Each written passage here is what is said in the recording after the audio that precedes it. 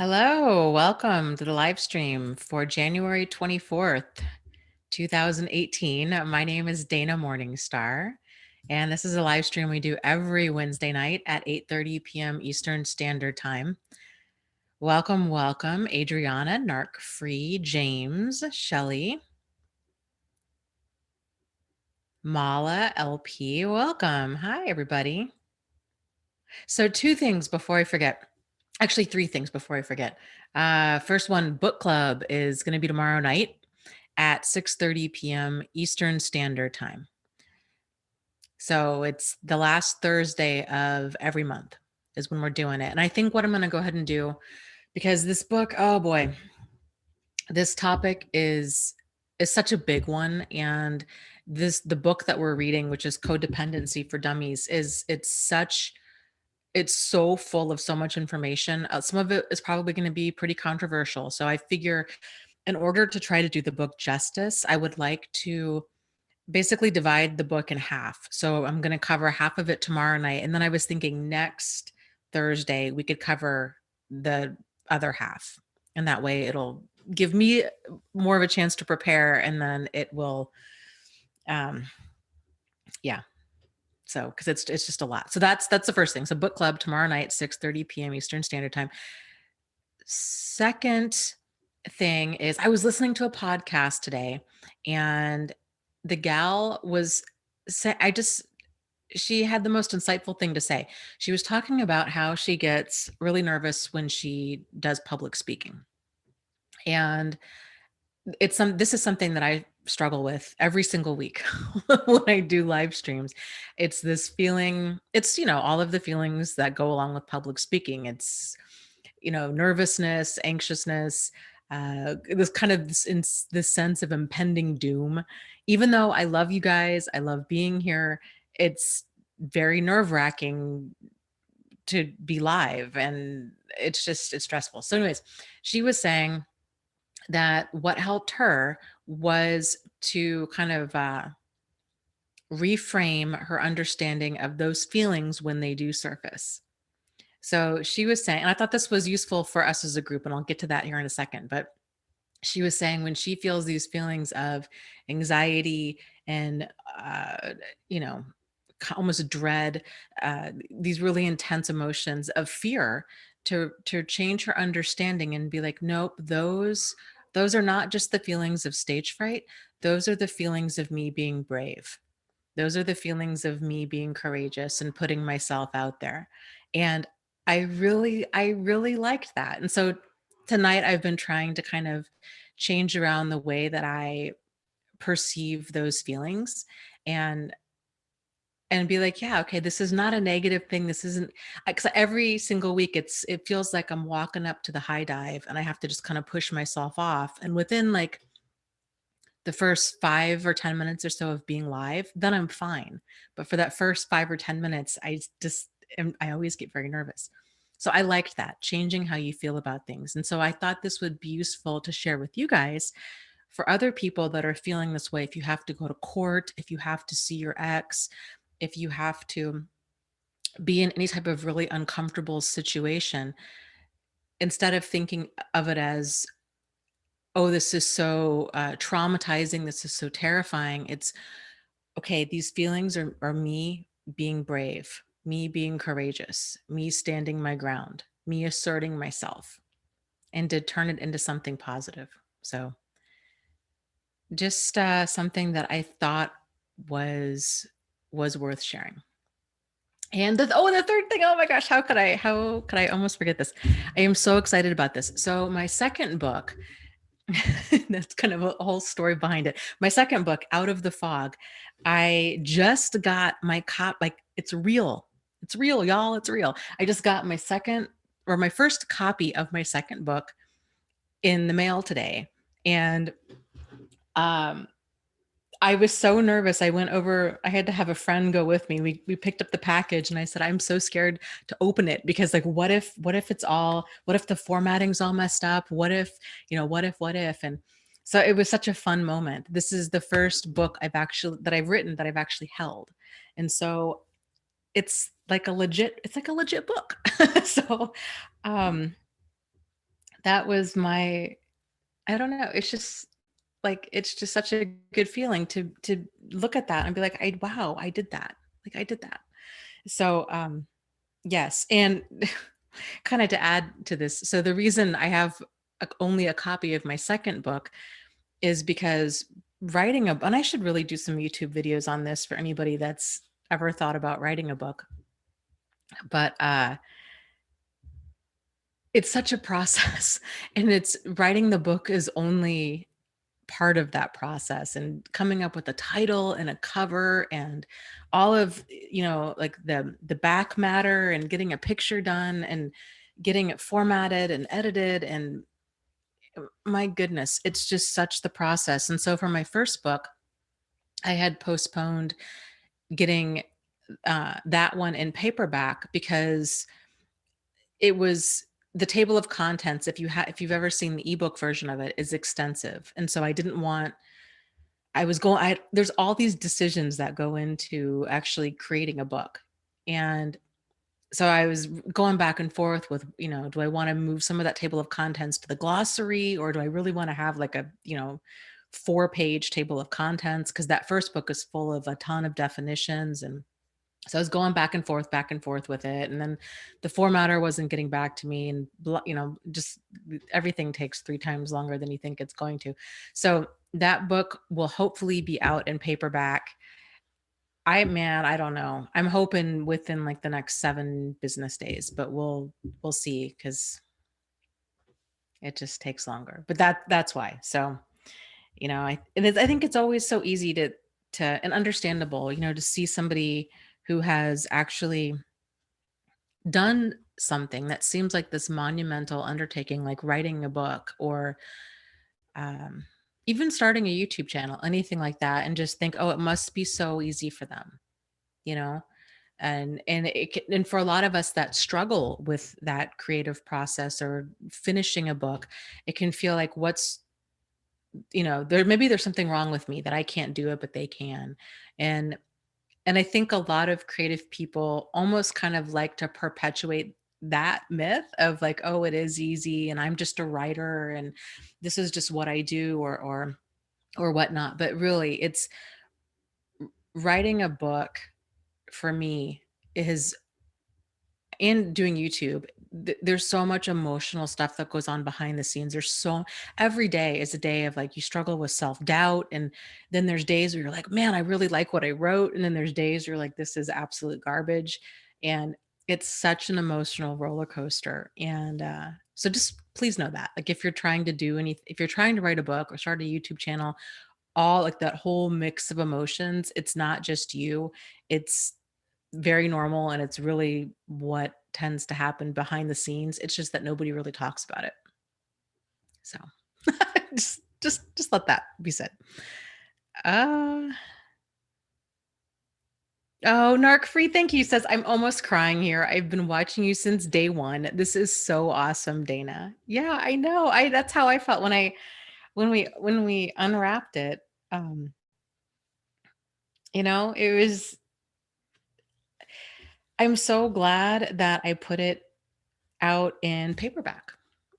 I had it up as an ebook and for a while, and I almost wasn't going to do paperback. I don't really don't know why, but I'm so glad that I did, because there is a huge difference with just holding it and being like, I did this, and it just makes it so much more real. So thank you guys. And I hope that you enjoy this book. If you haven't read it, or if you have read it, I hope that you enjoyed it. And yeah.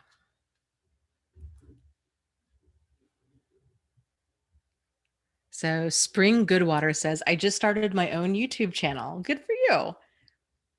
Yes.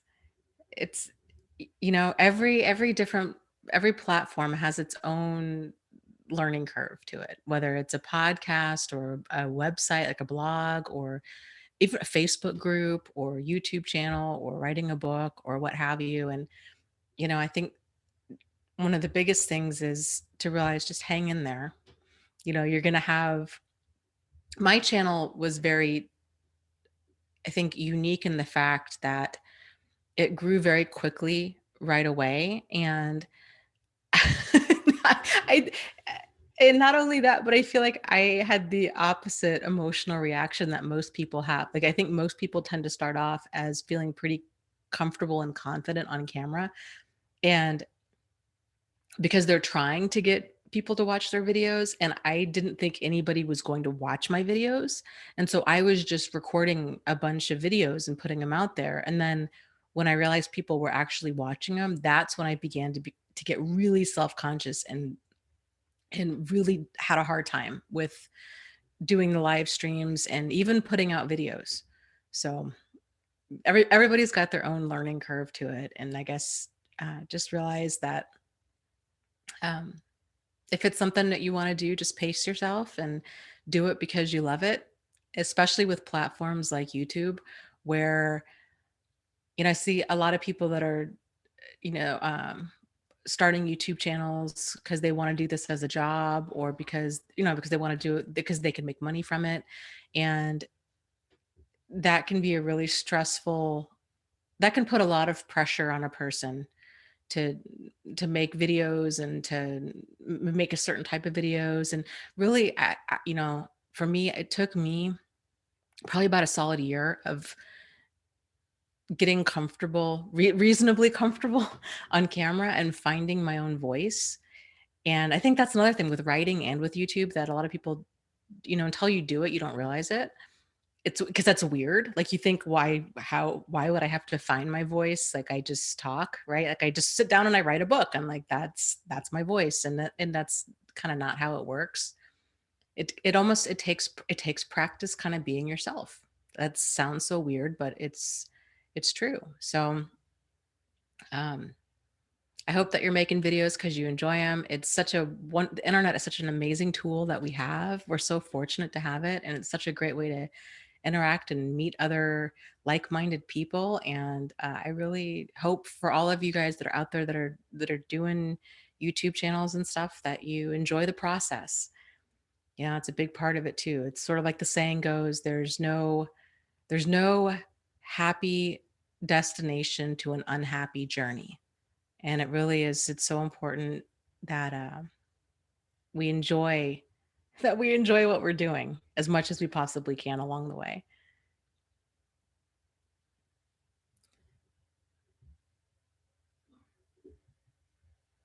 Spring says, it felt so weird to talk to a webcam. It for sure takes time to get over that awkward feeling. Yes. Oh, absolutely. Oh, Linda's here. Linda says, I need to start a YouTube channel. I'm tech challenged. Oh, Linda, you, my dear, are talking to the right person, because we all know like that could be an alternate title for all of my live streams, is instead of the Q&A for narcissistic support, it could easily be Dana versus technology, like every single week, you know. But the good news is, Linda, with you, Linda is one of the admins in my Facebook group. Is You're so good, you're such a natural doing the live streams, and that is such a big part of all of this, you know. um I think it's just getting comfortable on camera, and some people take to it easier than others. And you know, so you'll be fine. The tech stuff you can figure out, but you'll be fine. And you know where to find me. Be more than happy to help walk you through it.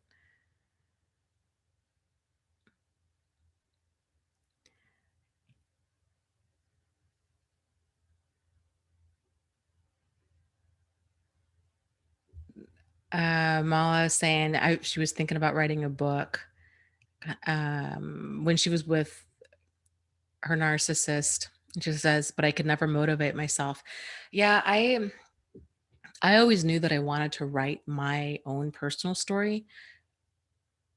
I had tried multiple times to sit down and write it, and I mean, it's been, a handful of years since I went through all that, but I still it's a lot. It's a lot to just sit there and be alone with your thoughts and to revisit a lot of things, and it can really put a person in kind of a like an emotional funk. And so I just had found whenever I started writing it that I was like, okay, no, I'm not ready. I'm not ready to do this. And I have, at my house, I have um, like a card file of index cards. And so what I did, because it is amazing the things that you forget, that you think I will never, like, how could I possibly forget, like major things. It's just amazing what you forget with time. And so one of the things that I did is I started jotting down uh, like notable moments that I'm like, that really needs to go in there. And I just started putting them on flashcards. And one of the benefits and one of the reasons I was doing that is so then when I go back to write that book, then I can, it'll help to kind of organize my thoughts and then organize those thoughts into chapters. So, you know, if you do decide someday down the road that you do want to write a book, sometimes just starting with the snippets of events that you want to make sure that you remember, or certain emotions around certain events, or maybe even the thought process that you had, because that's another tricky one is as we grow and understand all of this material, for what it is, it's such a different thought process that it can be kind of difficult to go back and think about, you know, who we were back then and how we thought about things and why certain manipulations were so effective. So, but yes, I think the more, yeah, Leslie says, so kind of like an outline. Yeah. Yeah. Pretty much for me, though, it was more, uh, I don't write like memoirs. This would be my first venture into that kind of writing. And so I had tried doing more of like an outline in a Word document, but then I kept finding that my memory was very fragmented and I was having trouble kind of keeping events in order. And then so my and everybody's writing process is different, but my initial writing process is I need to kind of just do like a brain dump where I get everything, all of my thoughts, which are all over the place, out on paper somehow. And then I can start kind of diving into them and then organizing them. And so for me, doing flashcards was great because then when I'm ready for it, this is my theory. I don't know because I haven't done this before. I haven't written that kind of a book before.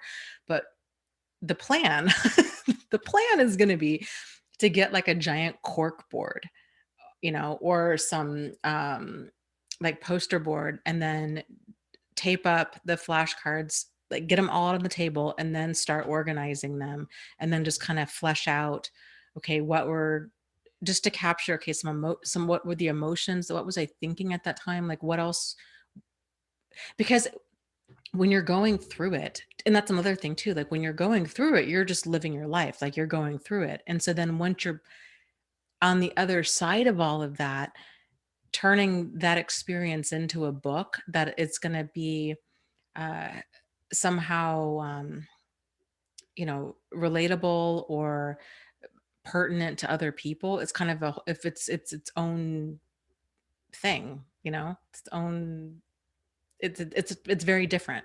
So, um, it's, you just kind of have to look at events. You want to obviously do like an accurate portrayal of like what happened, but depending on who you're writing the book for and kind of what the message is and who you're trying to reach, and that kind of a thing. So context is key, I think, with each chapter, each kind of scene that you're putting in there. I don't know. I don't know. I might, when I start going that route with the book, and I really wish I had done this with each of my books. I wish I would have videoed more of the process of all of the behind the scenes of it, because so many people, myself included, do think that, oh, you have to have all of this time to write a book, and that it helps if have 4 hours on a Saturday to sit down and write, and that you sit down and write with a cup of tea and silence with a picture of a meadow out, it's like, it's just kind of this fantasy of like what writing actually is, and that's not what it is. The reality is, at least for me, is it's often writing in like fits and spurts, and it's, it was during my lunch break when I was working, and it was voice memos in my car on my way to work and voice memos on the way home, and then sneaking off into the bathroom and doing some more voice memos and writing things down on slips of paper and sticking them in my purse. And uh like, it's just it was not a romantic or pretty process by any stretch. So okay, people are asking about my book. Yes. Um I will Ingrid says, I have followed you since day one. I would also like to read your personal story. It's very inspirational. Yeah, and part of me, I think too, the hesitation with that is I'm not sure, like, I'm not even sure anymore like, where my story begins and where it ends. Because what I thought my, like, quote unquote story was, it keeps evolving. Like, at first I thought it was just my experience with being, my ex-husband was in the military. I was a military spouse, which for me I was like a fish out of water. And uh, then we got divorced, and I had this very just surreal life with Jack. And then we all know how that ended up. And then it's just kind, and I was working in a domestic violence shelter, and then um, as a psychiatric nurse, and then the whole thing with Steve, and now I'm doing this. And so it's sort of like, okay, well, I don't know. So I need to kind of figure out how I like I guess that's the hard thing about writing about your life is and especially the more I start learning about all of this stuff and connecting the dots to, you know, my past and just a lot of things, it's so much bigger than just Jack and Steve. And so trying to kind of figure out a starting point and end point without writing, just this like, massive door stopper type book. Like, I kind of need to get clarity on like what my where where's all that going. So but anyways, people were asking what is this book. So this second book, this book is called Out of the Fog. And um you can find it on Amazon right now. It's by me, Dana Morningstar. So it's paperback and Kindle, and I will be working on turning it into an Audible book here in the near future. That's the next step. And I have another book out called Start Here, again by me. So you can just do a search on Amazon for Dana Morningstar and my books will come up. But this book it compares and contrasts a lot of very commonly confused concepts surrounding narcissistic abuse, but surrounding kind of relationships, I think, in general. So, some of the concepts, let me just flip open, the difference between trauma bonds and healthy bonds, the difference between commitment and codependence, the difference between who you attract versus who you are attracted to, the difference between normal problematic behavior versus normalizing problematic behavior, the difference between covert abuse and overt abuse, the difference between what most people think abuse is versus what abuse actually is, the difference between an attitude of cooperation versus an attitude of competition, difference between sincere communication versus insincere communication, the difference between boundaries and fortressing, difference between setting a boundary versus threatening a consequence, the difference between being choosy and being chosen, difference between a relationship issue and an individual issue, and the difference between normal bad behavior versus the devalue phase. So there's, I don't even know, like a lot. The whole book is kind of this compared to that, to really help kind of sort out what are we talking about here, because I really feel that until a person can understand the differences between toxic I say toxic and normal is a big first step, because so much of this, so much of abuse and problematic behavior is considered normal. And that's part of the insidiousness of it all. It's part of the crazy making of it all too. And how people get caught up in this stuff, and how and why they stay in it, and I call this basically well-intended bad advice. And the world is full of it. It's so easy to get, and just one piece of well-intended bad advice can lead a person right back into harm's way. So, and the title, the fog, FOG, stands for fear, obligation, and guilt. And that's an acronym that comes from a book called Emotional Blackmail. They're the ones that coined that phrase of, this is how emotional manipulators tend to puppeteer people. It's through using fear, obligation, and guilt. And so then my book is all about getting out of that fog, and basically how to think critically about different situations, and how to think about them in a healthy way, from like taking action from a place of empowerment and uh, desire, versus taking action out of fear, obligation, and guilt. So, and there's lots and lots of quotes. Lucy, I don't know if she's on here tonight, but she was just such a little editorial angel in this whole process. She, I had given her a rough draft to read, just to kind of get her thoughts on things, because she's always just been such a fantastic sounding board. And um, I about cried. She gave me back, it was probably, and I didn't expect her to go to all this trouble. She sent me back about, I'm not even kidding you, 60 pages typed of notes on the book. And when I opened that up, I was just overwhelmed at the amount of time that she spent really combing through everything, writing out her thoughts, kind of giving a lot of constructive criticism and feedback. And she was like, this is my concern with this chapter, and this is kind of what I think about this. And so I emailed her back. I'm like, can I put all of your examples in here? Because I think they really help to balance out the book. So there's a ton of Lucy in this book as well. And um, yeah, so this very near and dear to me. Just yay for completed tasks. The Blue Fairy Jasmine is here. Welcome, Sue. Emsy Wemsyful. Leslie Early. Leslie says, I'm reading your book now. Thank you. Very cool. Well, I hope that you enjoy it. Sue says, commitment versus codependency relates to me. And we're going to talk about this so much more too in depth tomorrow night.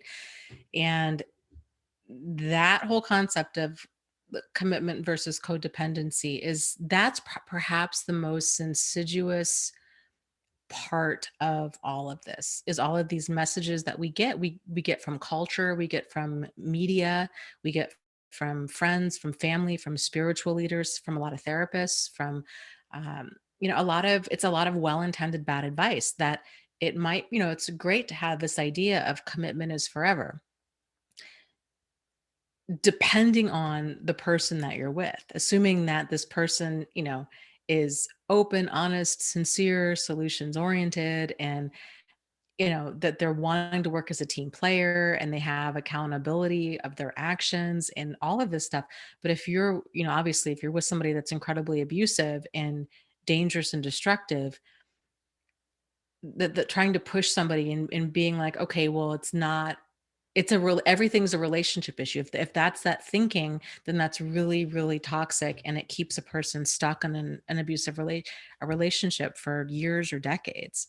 So I think there's a huge real kind of cultural component to a lot of this. So I don't know. I'm really nervous about book club tomorrow night, because there's just that, I feel like I'm kind of walking through a minefield. There's so many topics in there that I think are going to be so controversial, and uh but they're worth discussing. And For sure not saying that my understanding is the right way or the only way or what have you, but I don't know. We'll do our best. We'll discuss it in depth tomorrow, and I will be really curious to see what you guys have to say.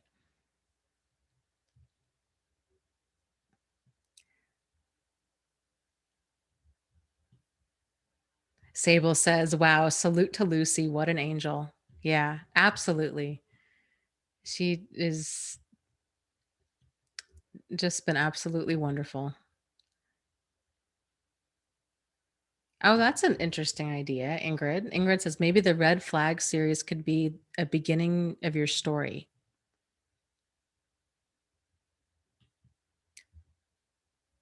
Interesting. You know, one of the books, kind of off topic, I've had but okay, actually let me finish this thought before I go off topic. So with it's such a, oh man, I tell you, it can be such a hard line to walk with trying to present education, educational, even that sounds pretentious, right? Like kind of material in an educational or informative way without sounding preachy. And definitely don't want to come across as preachy. So like it's kind of a hard line to walk with being like, here are some of the lessons I've learned. Basically, take them for what you will. Uh I don't know. That's it's hard.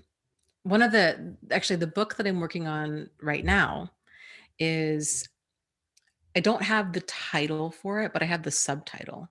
So the subtitle is 77 Lessons Learned from Dating a Sociopath. And I don't know what the main title is going to, I'm kind of kicking around the idea of maybe I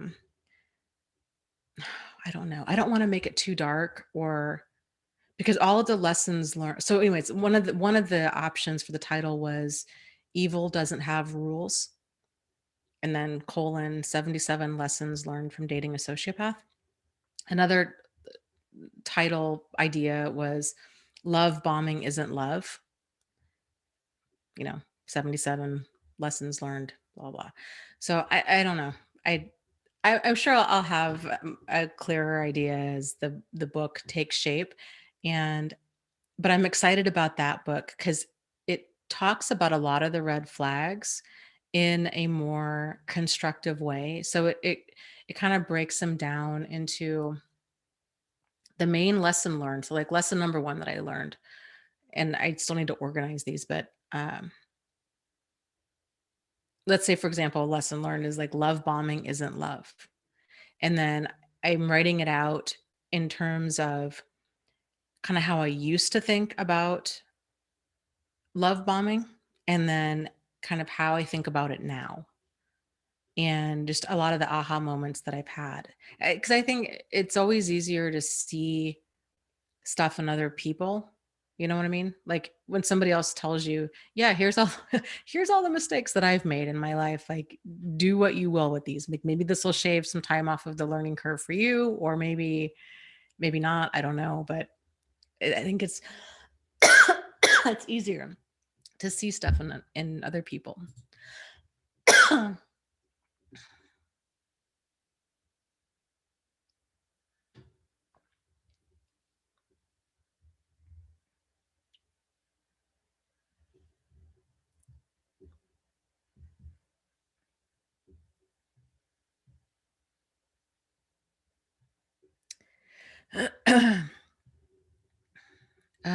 Let's see. Let me scroll. Sue asked, Dana, can I get your book from Barnes and Noble? As of right now, no. I need to figure out, there's a way. Hold on, I gotta readjust. And I still need to fix this chair, or I'm gonna be very sad in the very near future when this thing just absolutely collapses. Hopefully not tonight. Hold on a second. That does not feel steady. So there's a way that I need to figure out how to do that. And that'll be on my list of things to do. With like how to do. As far as actually being in Barnes and Noble, I don't think so, but I think you might be able to buy it through their website. I don't know. I need to ask some. I have a fantastic writers group. I love the internet so much. It's so cool. And uh, most of them have been, you know, they do this, like they've been published, they um, have gone through this process. A lot of them are, you know, I'm starting out, so I'm like one of the babies in the group, and I'll have to ask them kind of what that process is. But man, I tell you, just getting this book out on Amazon felt like I ran a marathon. It was so it just took all I had. Talk about frustrating. Oh my gosh. So now that I have kind of my second wind, like, okay, I did that. Now I'm ready for like the next learning curve with all of this.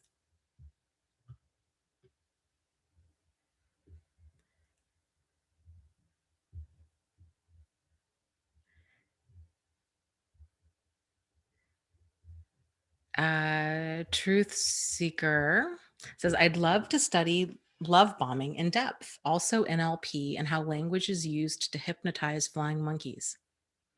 Yeah, speaking of that, uh, I think, yes, love bombing is huge and understanding how that, because it's charisma and it's that intensity and it's, and it comes across in many different ways, uh, is so fascinating. Like I was watching, I mentioned it a few weeks ago, that documentary called Holy Hell, and it was about a cult. I think it was, where was it? California, maybe. Um, I think the guy ended up moving to Hawaii, and I think he's still doing his cult thing out there. But what's interesting to me is when you've got it's basically narcissists. When you've got this kind of personality type that's running these types of things, some of them I think are very aware of what they're doing, and it's very intentional, it's very dark, and it's very destructive. But then some of them I think are completely oblivious, and they are just caught up in their own delusion.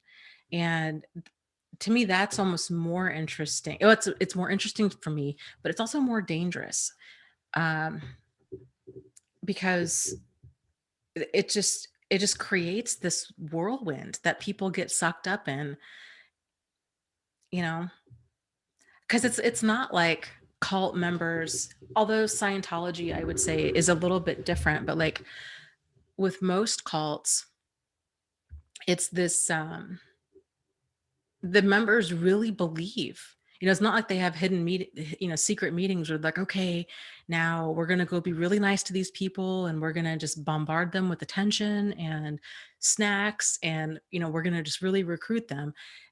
I think more often than not, it's that internal feeling like something has really worked for them, and they're so excited to go out and share it with the world.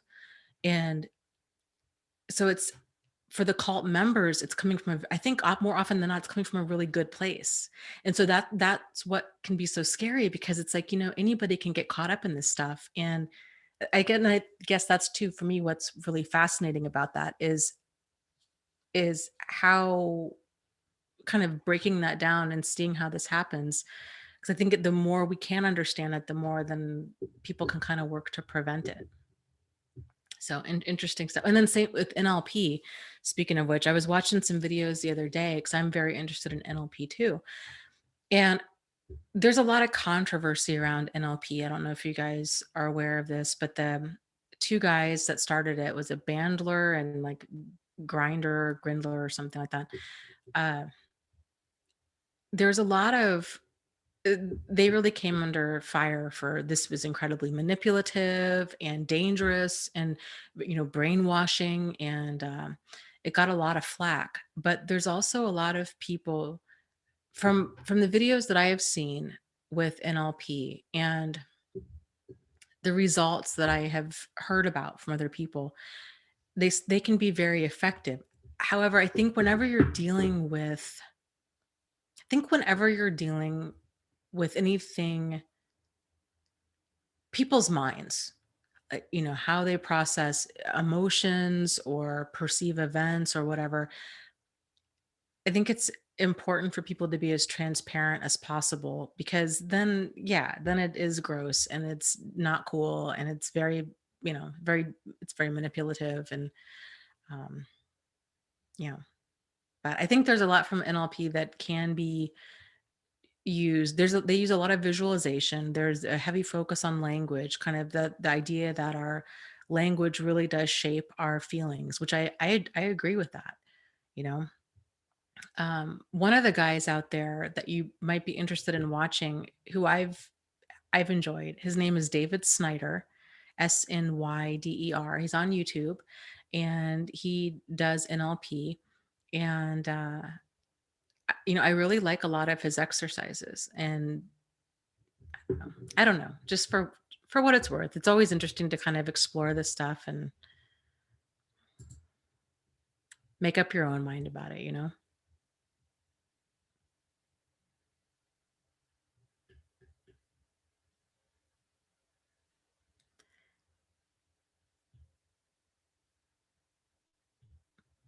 Okay.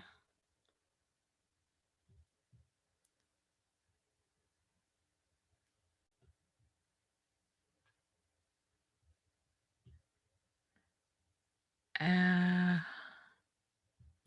scrolling up, scrolling up, scrolling up.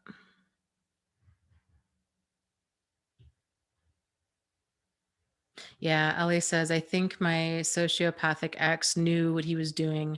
My narcopathaholic has no idea. Yeah. I, just kind of from looking back on the different people in my life that have been, like really outrageously problematic, that's kind of what I've noticed too. Like everybody has varying degrees of insight and varying degrees of intention. Some are a lot darker and more self-aware than others. And, you know, yeah. But I mean, at the end of the day, it's, if it's hurtful or harmful to us, it really doesn't matter if they're aware or not aware. It doesn't matter if it doesn't matter. It doesn't matter if they're, quote unquote, just an alcoholic, or if they're a narcissist, or if they're a sociopath, or if they have, borderline personality disorder. Like it just doesn't matter. And I think a lot of people get caught up in that, um, where they think, oh, but if this person maybe isn't a narcissist, or maybe if they only have borderline personality disorder, then they can be fixed. And that alone in itself is really problematic thinking, because, you know, like a person has to want to change. And if a person doesn't see any problem with their behavior, or if they continue to give a bunch of lip service to their behavior, and they're basically just on their like being on your best behavior is not the same thing as actually changing, right? And so it's understandable that people tend to it takes a person on average 7 times before they leave for good, because they get caught up in this manipulation and wondering, well, maybe this time will be different, maybe I was wrong, maybe they're not a narcissist, maybe they're, maybe I did have play some part in it, maybe things can be fixed, and on and on it goes. But it really doesn't. The magic starts to happen when we focus more on ourselves than we do on them. And that's a very hard thing to do, because when you do have this person who has got some very obviously wrong stuff with them, right? They've got some big problems. They're an alcoholic, they're struggling with drug addiction, they've got they are the elephant in the room, right? Like there's some major stuff going on, and that the whole family is walking on eggshells around this person. They're incredibly abusive, but sometimes they're not, these kinds of things. And if we can focus on, instead of trying to fix them, just be like, okay, I need to where are my deal breakers, where are my boundaries, where are my standards, what am I willing to tolerate, and for how long? At what point where is my line in the sand with when I actually walk away? And I somebody had posted in the group the other day, I think it was the video of the TED talk from the gal that was in an abusive relationship, and there was a quote from her, and she said she never thought of herself as a battered wife. She always thought of herself as a really strong woman in love with a very troubled man. And I thought that that was so profound because that's the mindset of so many people that are in an abusive relationship. They're like, no, no, no, it's fine because I can still hang in there. Like, it's not a problem if I can still tolerate it. And then they're dragged through hell until they can no longer hang on. Just because there's this high degree of commitment, there's this high degree of like almost like pain threshold because they've been getting dragged through hell for so long, and plus all of these messages about what's, you know, staying through thick and thin, and all of these toxic messages, people tend to stay for a lot longer than they should. Not to mention all of the manipulation.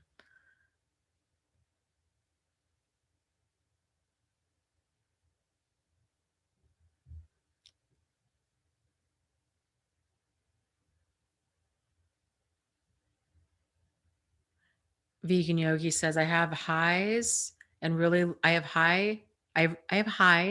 low days that I can't snap out of. I don't know anymore. Yeah, and that's, a lot of that's very normal. Um, I think one of the things that had helped me with that is to just realize that we are not our emotions, and that your emotional state it's going to pass, kind of like clouds that pass through the sky. I know that doesn't necessarily make it more tolerable when you're in the middle of that roller coaster of emotions, but doing as much as you can. It's a fight, man. I mean, it really, really is. It can really be quite the challenge to regain some emotional stability in your life. That was one of the biggest fights in my life. It really was.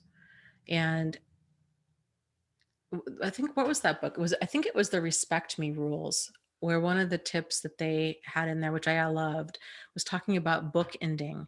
So if you know that you're going to be going through a stressful event, like having to see them, or if something happens, especially if you're aware that this event's going to happen, to provide yourself with some sort of emotional comfort before and then after.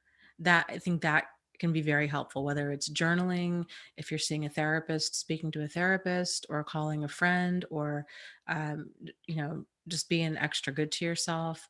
And then all of those in between emotional states, kind of throughout the day, that don't kind of spin off from these major events.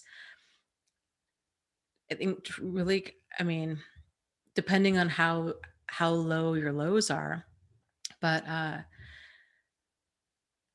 you're realizing, it's all part of it, and that these emotions, that our emotions, even our uncomfortable ones, they're not our enemy, and they're all designed, they all have a message for us. And I guess that's, and then kind of like what I was saying, I don't think you were here yet.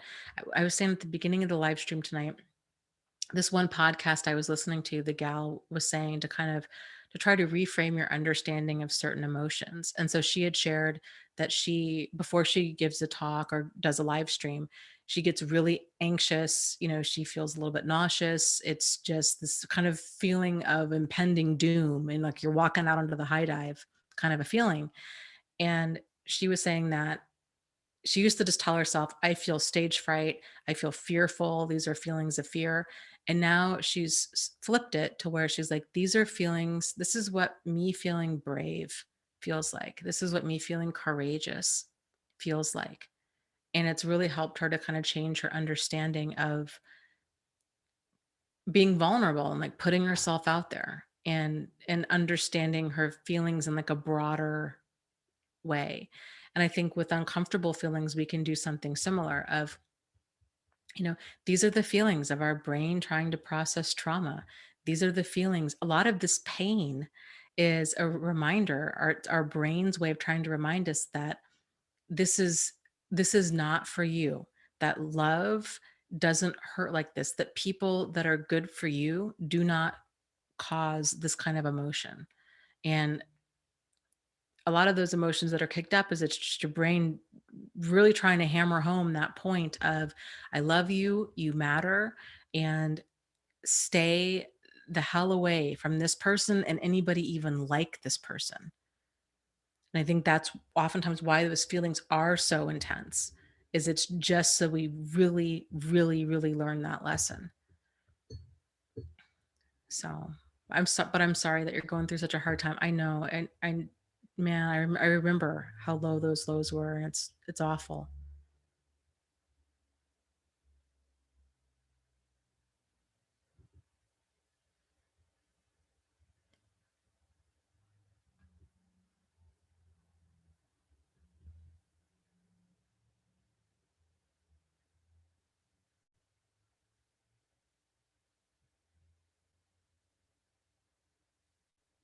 Okay, let me scroll up. Stainless says, I forgot how this chat flies. Yikes.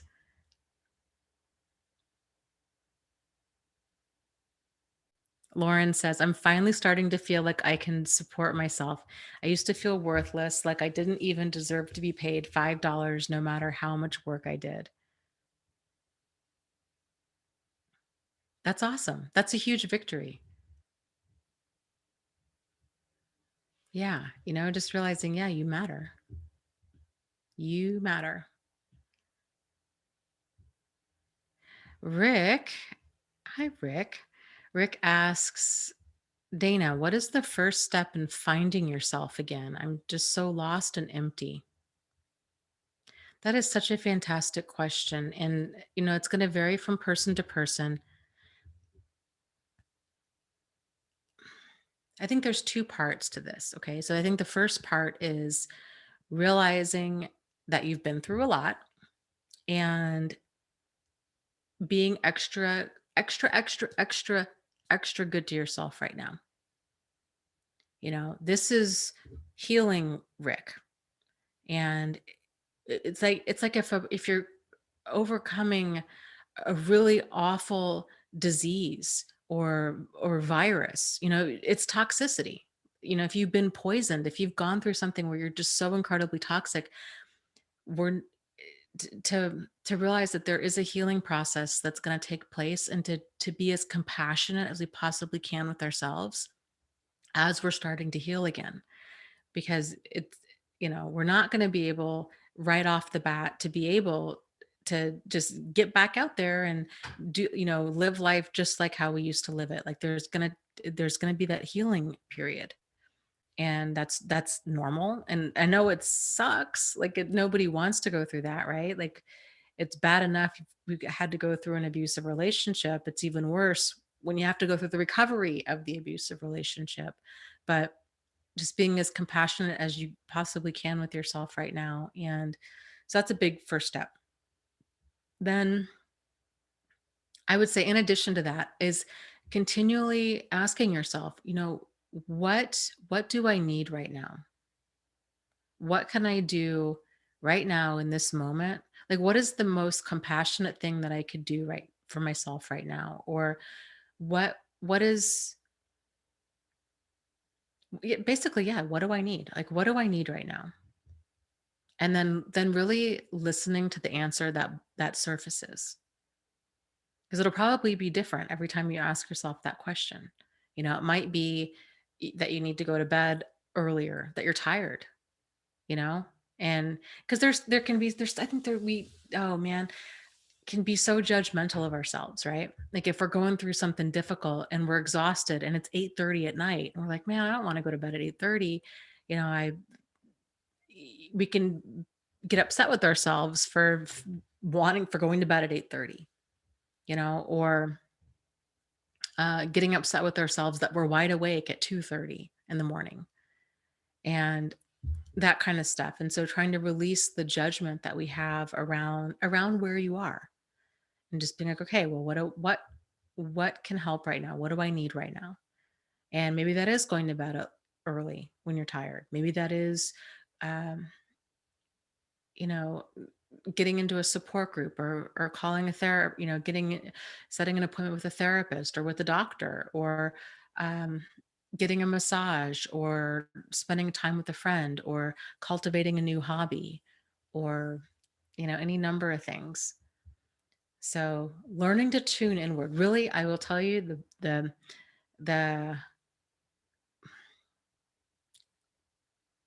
the ultimate goal of all of this is you finding yourself again.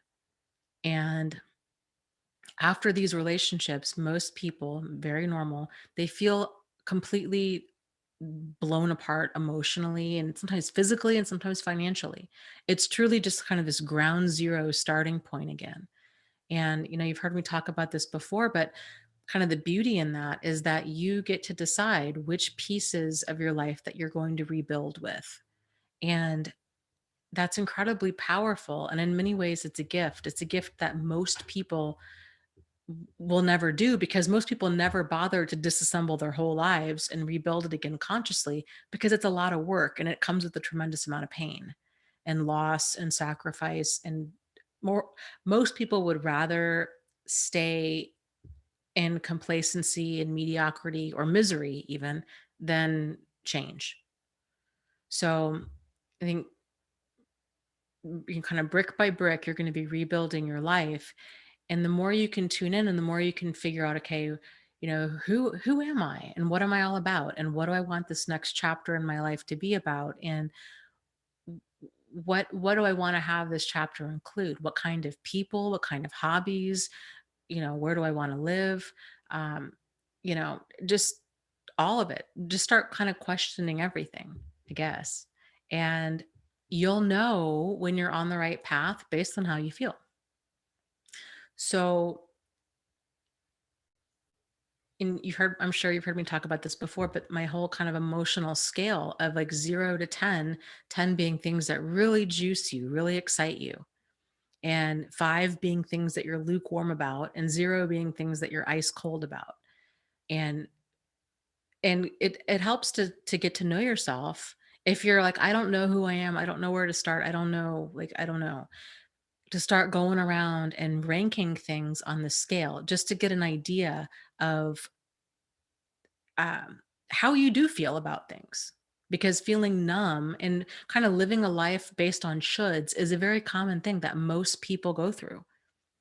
They have a house or a career or a spouse or what have you, everything in their life, clothes, a car, a religion, all based on what their parents had, or what they felt they should have, or what their friends had, or, whatnot. And so when our life is blown apart and we're going back and we're consciously rebuilding these things, to start turning inward and being like, okay, now you're an adult, as an adult, what do you think? What really resonates with you? And focusing on, so it can help to just get kind of a baseline and of, of how you feel about certain things. And granted, of course, this is not a hard science here, right? Like your scale is going to change as you grow and change. So it's a good idea to kind of keep revisiting uh, your emotional scale, to just tune in with yourself periodically and be like, how do I feel about this? I recommend starting in a place that there's not a lot of emotional heaviness. Maybe a bookshelf, maybe your kitchen cabinet is a good one. Asking yourself, so like for example, I really like this coffee cup. It's my color that I assigned to myself 6 7 years ago was the color red. That was my anchoring color. The Reminding myself that I loved me, damn it, and that there were a lot of things about me that were lovable. And just because nobody that I was dating could see that didn't mean that that wasn't the case. And so I started buying things that were red as my way of kind of climbing out of that hole and just being like, I'm worthy of love, like I'm a good person. And you know so I love the color. I love the size of this mug. It holds a lot of coffee or a lot of tea. And I would say I really like this. This is like, it's up there. 9 on my emotional scale. Uh, this Oh, let's see, what else do I have around here? My tea that I'm drinking, this yogi tea, Egyptian licorice deliciousness, is a 10, flat out 10. I flipping love this. I love everything about it. I love the flavor. I love the price. I love that it's at my local store. It's just spot on. That's a hands down 10. This mobile back here, I got this on Etsy a while back and I love it. I just love it. And that to me is a 10. This chair that I'm sitting on is, I would say it's probably about a 6. The more rickety it gets, the the more that number is quickly falling. Um, let's see. This microphone, I really like this microphone. That's a 10. ATR 2100, just in case anyone is doing a YouTube channel or a podcast and is wondering. It's love it. It was like $80 on Amazon. Love it. Let's see what else. So anyways, so you're going through and figuring out, okay, what where do I rank certain things? And then you'll have an idea of where to start. And so once you're kind of going through these different areas of your life that you don't have that emotional investment in, like your dishes, right? Or although I was going to say, or your closet, but the closet can be a very emotional space for a lot of people because I think maybe even as maybe men are men are probably the same way, but women, I know for sure, we tend to have clothes in a wide variety of sizes and styles. And there's a lot of, we tend to buy like, oh, this is my goal dress. If I lose 20 pounds, I'm going to wear this dress. Or if man, I tend to buy clothes. Like, I don't live like where I don't go to cocktail parties. Like, why am I buying a dress? Like, totally delusional. Like, why am I buying these clothes for this life that I do not have? But so there's a lot of unlived dreams, I think, in my closet. And so it can be very insightful and very cathartic at the same time to start actually just getting rid of these clothes and donating them to people that are actually going to go do these things. Right. So, and asking yourself as you get dressed, where do you rank certain items of clothing? And then where things get really interesting is if you start finding that you have a life full of a lot of things that are like between like a 3 and probably I would say like a 3 and a 6. That's, you know, just kind of this blah zone, especially if it's below a 5. Like 5 and 6 is kind of, mediocrity. And 3 to 5 is it's just that's existing, you know? And so it can get also very insightful when you start looking at thinking about your friendships on kind of this emotional scale of what's nourishing me and what's draining me. And of these nourishing friendships, kind of where on the scale are they? Do I leave this person's company feeling good about myself, feeling energetic, feeling alive, feeling enthusiastic, feeling calm?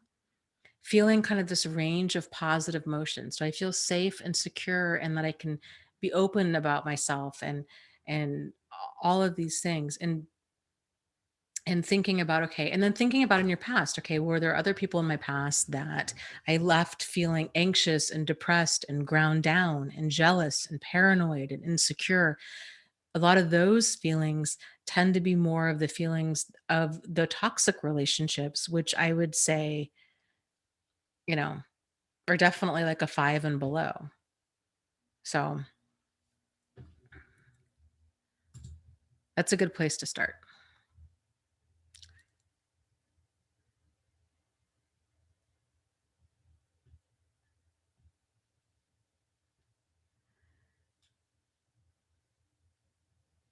Vegan yogi real quick too. I was just thinking about you. I just saw a thing where you talked about energy. Uh, EFT, for those of you that are familiar with this concept, or maybe even not familiar with this concept, Emotional freedom technique is what it stands for, and it's also known as the tapping therapy.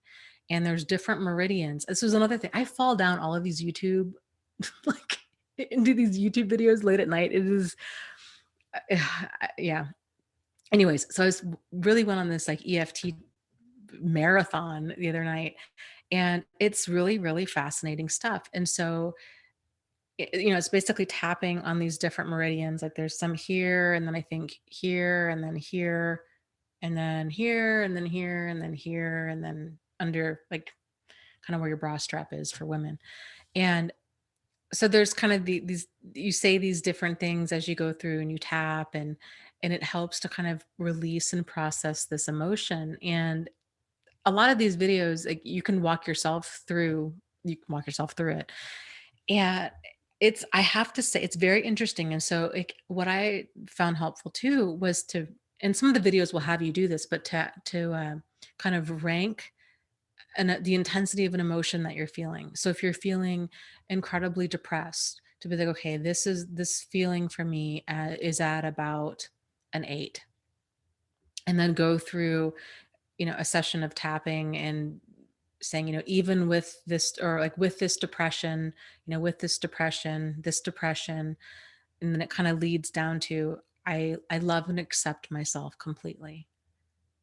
And I think that is the power, frankly, in EFT, is just realizing, is saying that. And for the first few times that I came across that statement, it literally felt like a brick in my chest. It was very hard for me to say that because I didn't feel that. And then it made me sad that I didn't feel that way. And so then I really began working on loving and accepting myself for where I was and who I was, and realizing too that that doesn't mean that that you don't have anything to work on, or that you don't have flaws, or what have you. It just means that you're a traveler on this path, and that it's okay to love and accept yourself for where you are. Like, we don't need to wait until we're fully healed, or fully, go through 4 decades of therapy and get it all figured out, and have this life that we want to have with the cocktail dresses in the closet, before we actually start loving and accepting ourselves. That we can, and it would behoove us to start now. So those might be some videos that you might want to look up too. And then of course there's a lot of guided affirmation and meditation videos out there. Two of my go-to guys, Michael Seeley. I don't know why I didn't realize this until just the other day. So Jason Stevenson is fantastic. Michael Seeley is also fantastic. And they're different. Michael Seeley is a hypnotist. And so he will do like regressions. And, obviously he's very open about that. This is kind of what, this is hypnosis. This is what he's doing. And, so there's nothing squirrely about it. And uh, Jason Stevenson does more like guided imagery and relaxation. So those are two fantastic guys you might want to check out too if you're wanting. And they do videos on all different kinds of topics.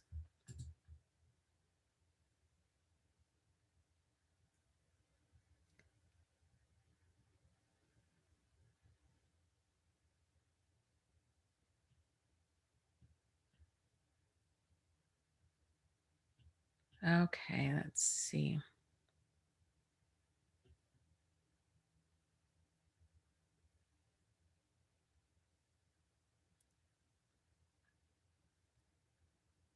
Scrolling up, scrolling up, scrolling up.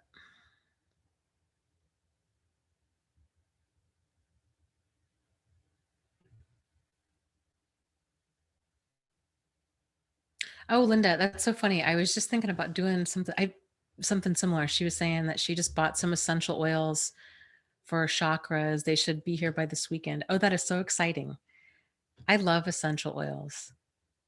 They are, and one of the reasons I love essential oils is kind of one of the same reasons I really am into music and guided imagery, is because it's a very quick way to change your emotional state. And our sense of smell is so, it's so primitive, it's so deeply rooted in us. It's one of those things. I mean, have you ever had that where maybe you walk past a total stranger and you're like, man, that gal smells exactly like my first grade teacher, and it just instantly brings you back to some sort of moment. So the power of smell can be very, it can really affect on a person's emotional state, positive or negative, but it can instantly bring a sense of calm. There's like lavender or vanilla for some people, um, all different kinds. What was there's one that's a,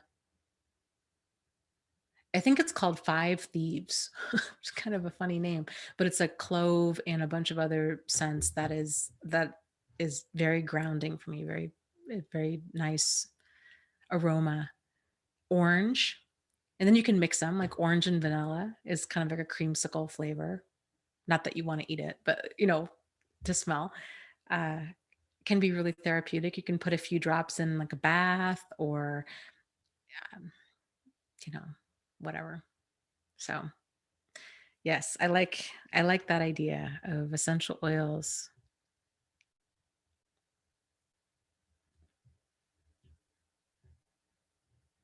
Roxana says, small talk is hard for me. It seems so pointless and people drain me. I go home with nothing left of me. I always feel judged and my nerves are failing me. Will I ever be normal again? Oh, you bring up some really great points, but I think the bigger question is, what is normal? You know, I am exactly like you. I'm not a fan of small talk. I used to view myself when I worked my last job, and I actually, for the most part, was fine with all of my coworkers. Uh, but there was, man, it was so easy to get pulled into conversations I didn't really want to have, or other people had emergencies or whatnot. It was just kind of the nature of the job that made things, you know, like I just didn't want to walk into chaos. But we had all of these hallways in this building, and I felt a lot like Pac-Man. Like I'm just trying to get to my office, and I would joke with my other coworkers because it was, and I would make the sound. I'm like waka waka waka waka, and you walk down, and then like you see, your my somebody would pop out, and they would need something, and it was like one of the ghosts, and I I would freeze, and then I would turn around and start going down the hallway the other way, and then take an alternate route because I'm like, I did not want to get caught up with stuff that, just small talk or conversations that weren't going to go anywhere or get roped into some sort of meeting. We were all part of a union, and it was just this um, all meetings about meetings about meetings, and it was just so yeah, I can totally relate. But the point of that is knowing yourself and knowing that if it's okay if other people drain you and you don't like small talk, at least you're aware of that about yourself. It took me many, many years to realize that. I felt almost this, like, kind of what you're describing, this sense of irritation or frustration or even some degree of shame that I didn't want to go out and with my certain coworkers, most coworkers, and have a drink or engage in small talk. And I almost kind of envied a lot of the other coworkers that had no problem doing that. And I couldn't figure, I mean, I'm 40 years old. Like it took me a long time to really figure out why I was so tired and why I didn't want to go out. I had a lot of friends that were like, "Yeah, let's go out, Friday night." And even still, and I was like, "Man, I would much rather just, can we just hang out here?" Because being out at a bar and there's all these people and all of that, it's overly stimulating for me. So, you know, I think it's less about fitting in, and it's more about kind of finding yourself and finding kind of what environment works for you and being okay with that. Nothing wrong with not liking small talk and finding an environment that's more along your lines.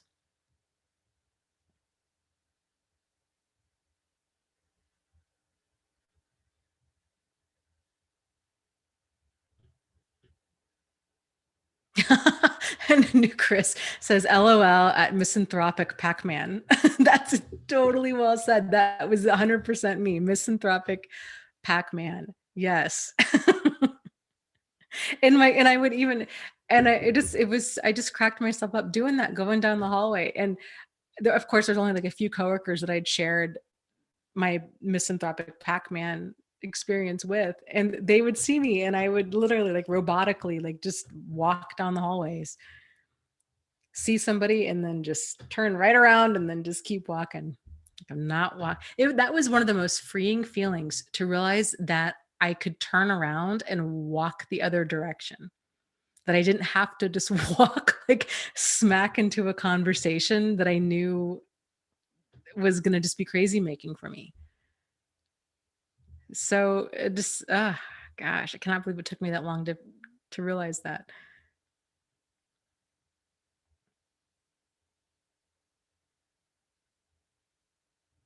James says the noise you made was the best part. Thank you. Yes, and throwback, throwback to my Pac-Man peeps out there.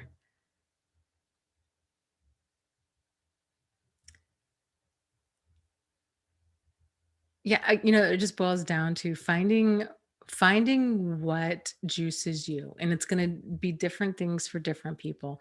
Some people, just absolutely love small talk. And there was this group of coworkers.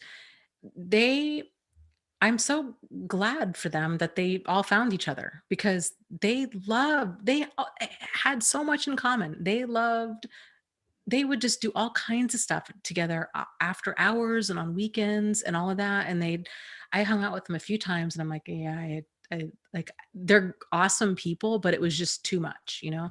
And, um, but that was their thing. They obviously never got sick of each other, and they just loved, you know, all the same things. And it wasn't for me. And that's okay. And so maybe this goes back to finding your emotional scale and kind of where you are and what juices you. What is a 9 or a 10 for you? And maybe, maybe that's writing, maybe that's painting, maybe that's knitting, maybe that's playing video games, maybe that's, I think I've had a lot of friends. I'm not super into video games, but um, that can be a lot of people unwind that way. And, then that's okay. Like if that's your thing. I had a friend of mine, this was, 6, 7 years ago, who is absolutely gorgeous. She looks like Sandra Bullock. And she played, what was it, Battlefield 1944? I think that's what it was. Plays like all kinds of these games. And I used to just crack up because, they have the headsets and she's like talking to other people online. And um, I was like, man, there's probably all these, you know, just like pasty gamer guys that are sitting in, their basement playing these games that they have no idea that they're talking, that they're, whatever her name was, like, Savage Killer, number 3 or whatever her screen name was, that guy is actually just like this drop dead gorgeous woman playing this video game. But that was the way she used to unwind. And you would never guess that that was even something that she would be into. But she loved it. So gotta do you. Yes, Leslie says I go to drawing classes and reading books. And Butte says Pisces people need a body of water to feel refreshed. Yeah, postmodern, big fan of yoga. Yes, absolutely. James is all about the outdoors, either at a national park or on the water. Yeah. Yep. I'm with you. Art therapy. Stainless says we did art therapy at the DV Safe House. It was amazing. I loved it.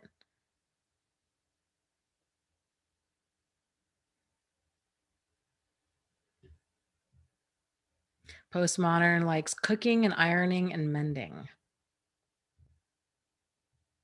You know, Liz is asking about yoga, and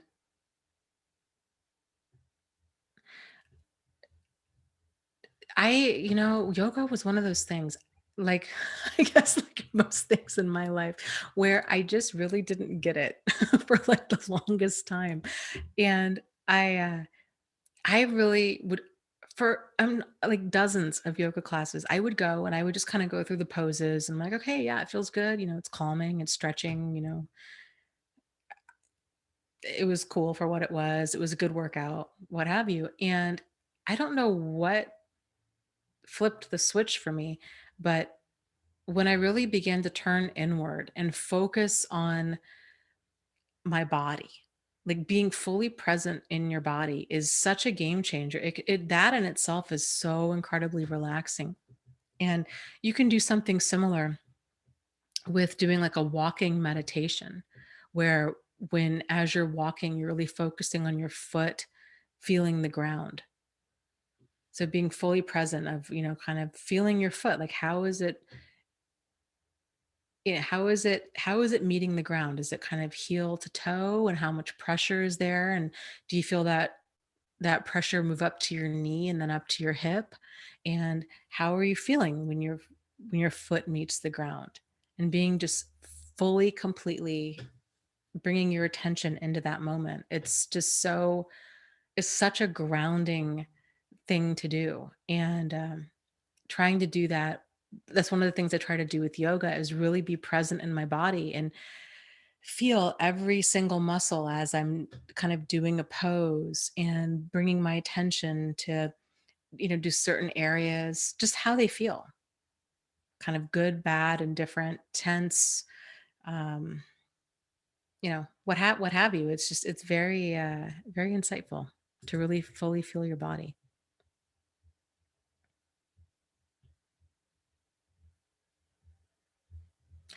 Leslie says, I have a bad back, so yoga is a no-no. I wound up in the doctor's office.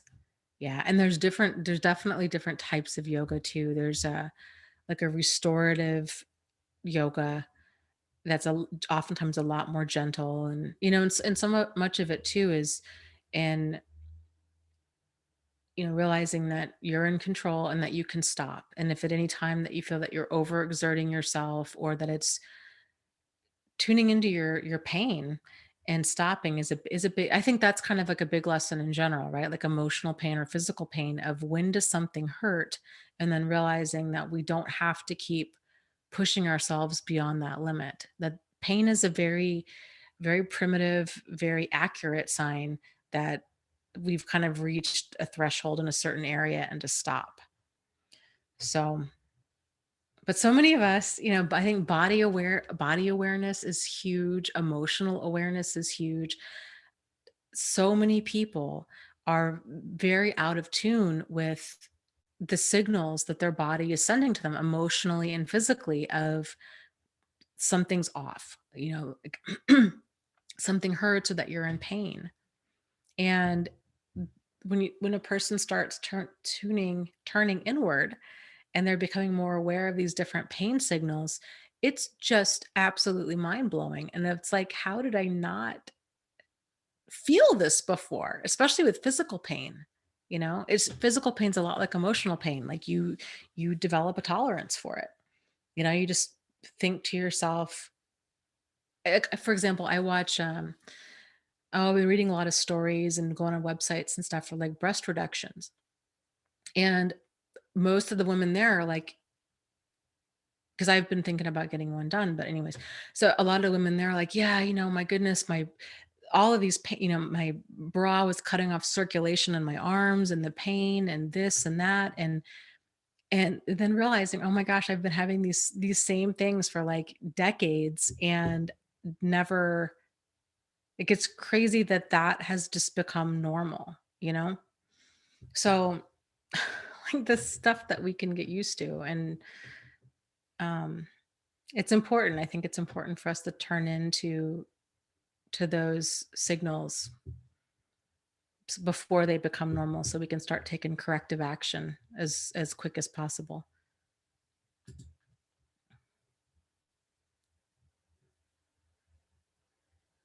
That's a very valid point. New Chris says, yes, plus victims of neglect and abuse have an ironically high threshold for pain. Yes.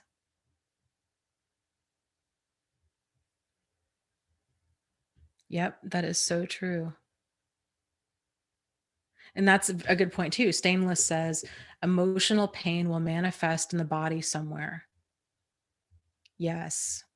There's so much truth to that. The book, The Body Keeps the Score by Bessel van der Kolk, I think is his name, goes into that in a lot more depth. And it's so interesting. It's so accurate and it makes total sense, right? There was what was I watching? It was some other YouTube hole that I fell down the other night. And it was talking about stress. And they were saying that it's kind of estimated that up to 90% of all doctor visits, physical or emotional, have to do with stress. They're stress related. And as a former nurse, like looking back on that, I'm like, yeah, you know what? I could totally see that. Chronic pain, chronic inflammation, depression, anxiety, the vast majority of reasons that people come in, illness, insomnia, uh, chronic fatigue, a lot of fibromyalgia, to all of the lupus, MS, a lot of different disorders that are made worse by stress, people tend to come in.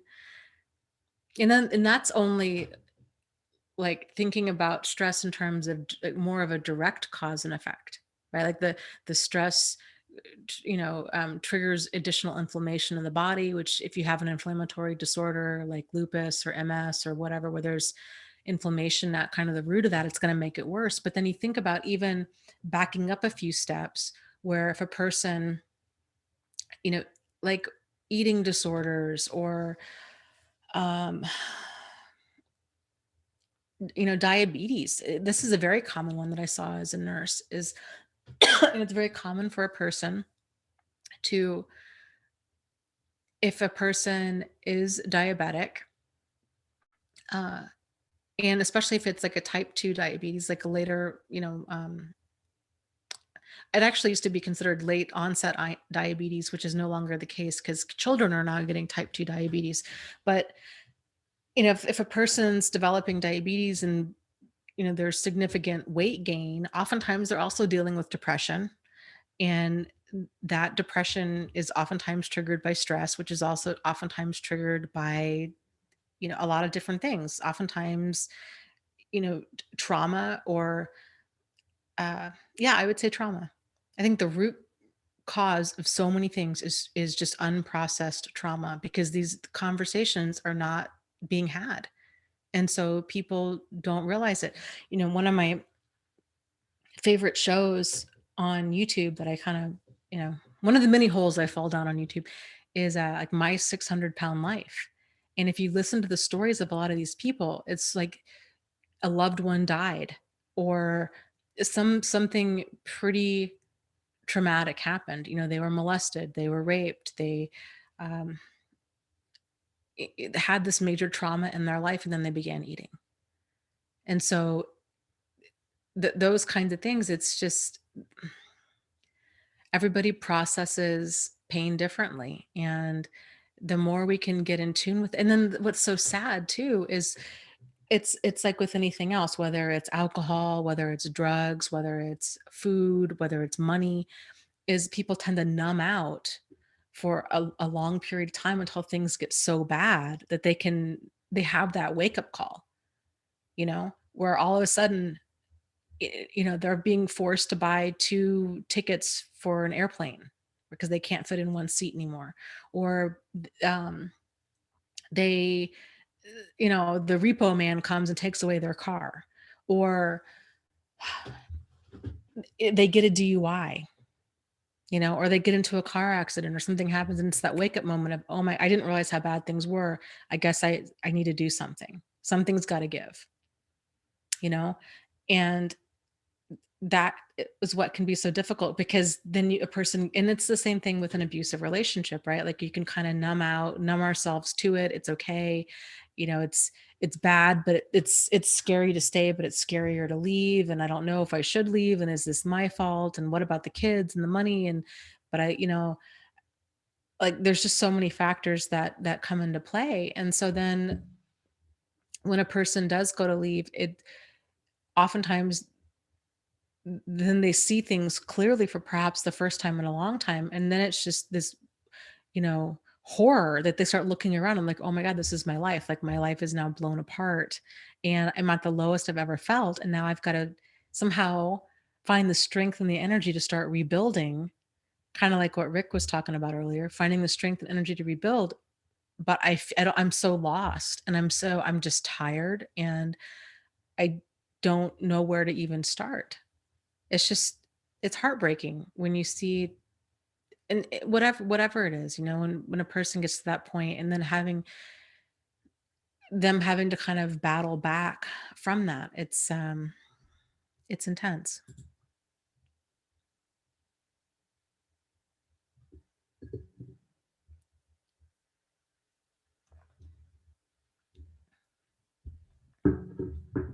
That's a good idea. Butte is talking about expressing emotion, says dancing is awesome for expression and release of pent up emotion. Yes, it totally is. That's a great way to do it. And another thing kind of with that too is setting up different playlists to try to tap into different emotions. So, for example, you might have a playlist or even just an idea in your head of like different, and there's lots of songs on YouTube too that you don't, that you can just get for free instead of paying for through Amazon or what have you. But um, having some songs that are, hey, these are my empowerment songs, or these are my angry and rage songs, or these are the songs that I put on when I want a good cry.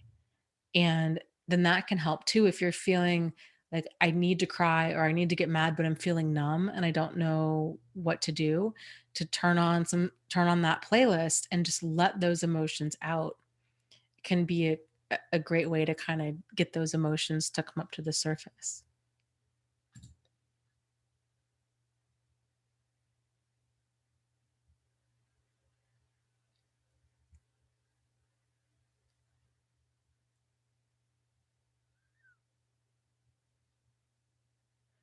Stainless says, I haven't been sick in 25 years. After moving into my own house, I get really, really sick. Stress will come out of the body somehow. Yes, absolutely. It's amazing how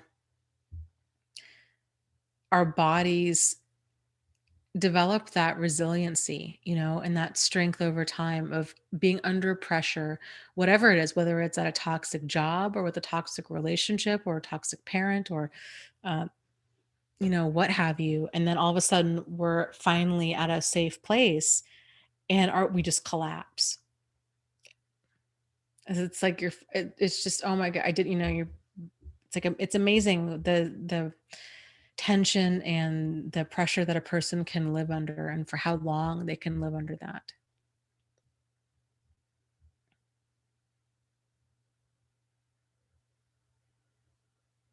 Stainless says, yes, grieving helped me tremendously.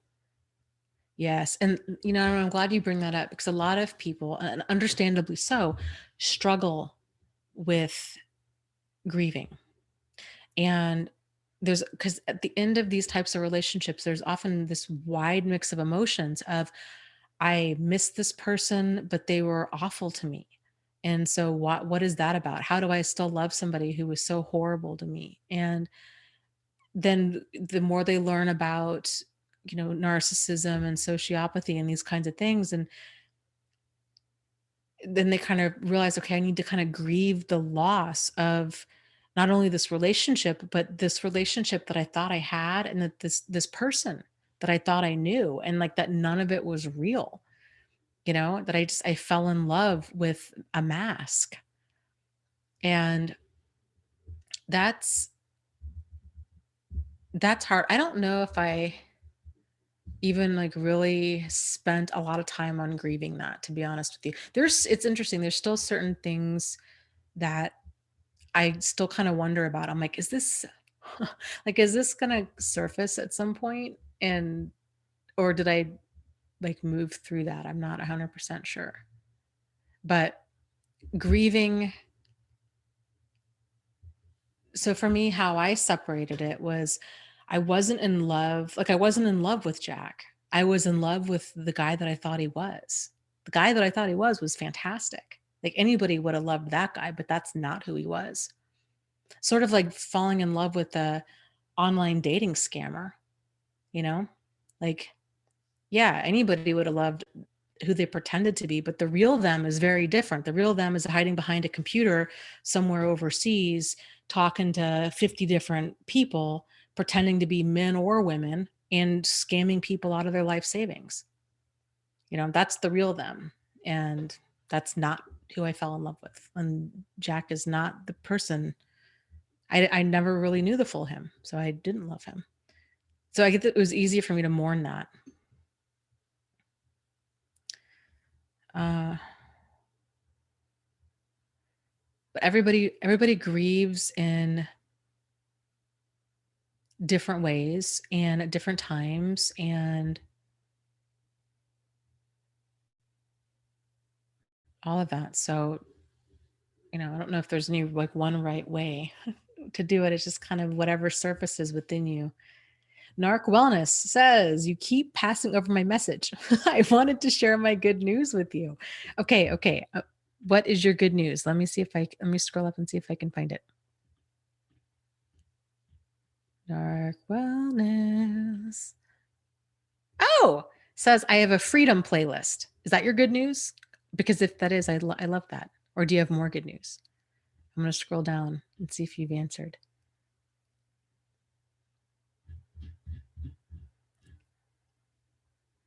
I scroll up.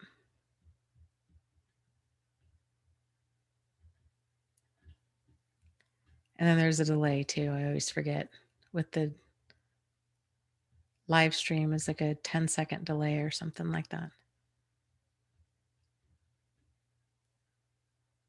MZ Whimsyful says, I have a freedom playlist too.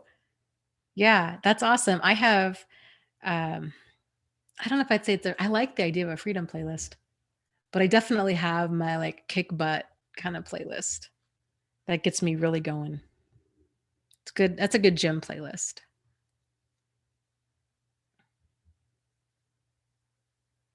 Oh, kitties are cute. It says, Dana, what do you think about the Turpin couple that's been in the news lately? I think it's I think it's horrific and enraging, and um my heart just goes out to their children. If you guys haven't heard the story, the last I heard, and it's been like a week or so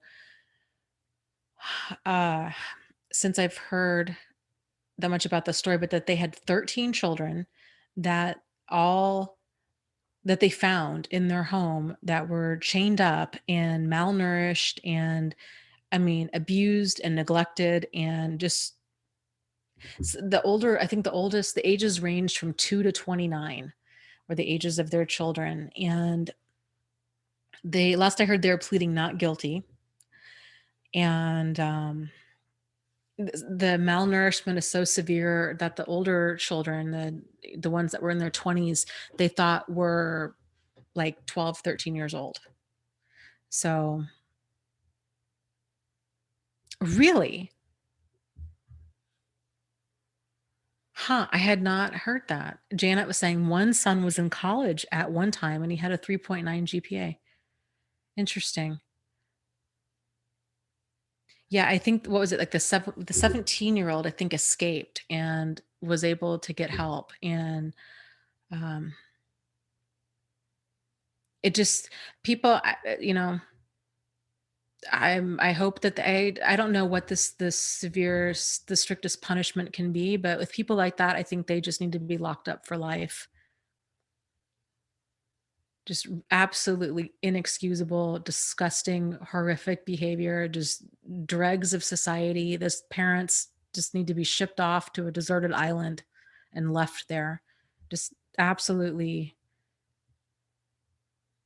is I don't know. Like I don't know how like what in the hell? Like how do you do that? Like how does another human being, not even to another human, like to a living creature in general, like how do you do that to another living creature, whether that's an animal or a child or another adult or anybody else. Like, how do you inflict that much pain on a daily basis, let alone 13 other living souls in your house? Like, I just don't understand that.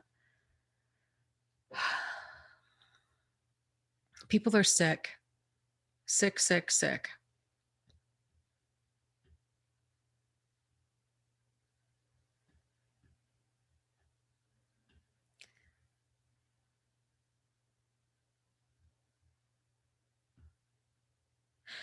Uh,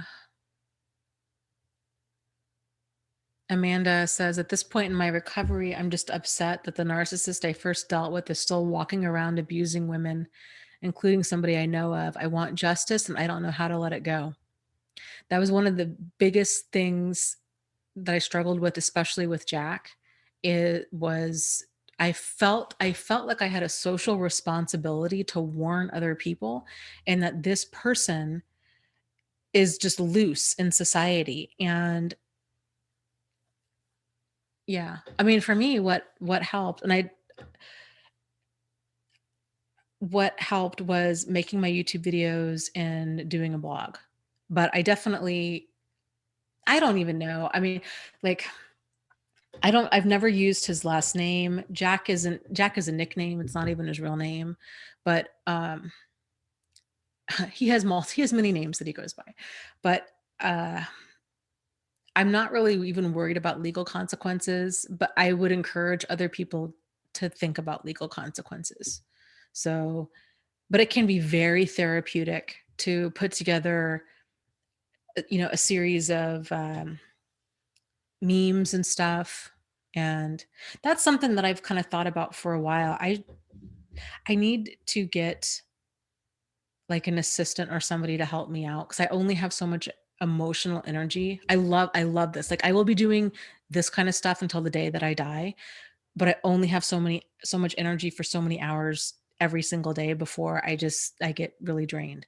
But so I have to kind of pace myself. But anyways, I've been thinking about I would like to get um probably an assistant or somebody. But anyways,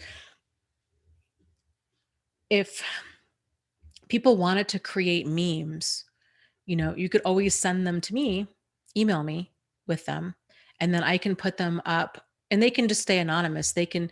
There was a thing, if you go to my Instagram account, which is called Thrive After Abuse, I had a thing I was doing a while back. Let me go there and yeah, I remember now. It was a thing called I knew I needed to leave when. And so I was doing all of these kind of like fill in the blank things. Or so doing memes like that are just general might be a thought of, and like I could even see about I don't know, I need to think this through, but I could even see about creating like a template and then posting that somewhere. And then if you guys wanted to fill it in, because it can be a great way to just get that stuff out. Like, I knew I needed to leave when, and then like you fill in the blank, or and it's anonymous, right? And then you email it back and then I can post it on Instagram or Facebook or wherever. Or one thing I wish I could tell the next person, and then fill in the blank. Things like that to just spread awareness, because I realize like not everybody wants to spread awareness on their own Facebook page or their own website, right? Like, I totally understand that. When I started my blog and my YouTube channel, I really thought I would be able to keep that stuff separate from like my other life, like my personal life. And because I don't understand technology, apparently, I didn't realize like people were seeing stuff that I didn't think that they were seeing, that they should be able to see on Facebook and on Twitter. And I was like so horrified at first. And I was so embarrassed that other people were seeing this deeply personal stuff. And so, but then I got to the place where I was like, oh, just forget it. Like, this is what I'm doing with my life. So whatever, like, they're going to unfollow me, or it's too much, or they're embarrassed for me, or whatever. Like, I don't even care. But but there's a handful of us that talk on this topic that have just kind of made this a big part of our lives. And so, um, if you don't want to share this on your stuff, that's fine. You can email it and we can see about sharing it that way. So that's a thought. Uh, I was going to read a comment and then I can't find it. Shoot, where did it go?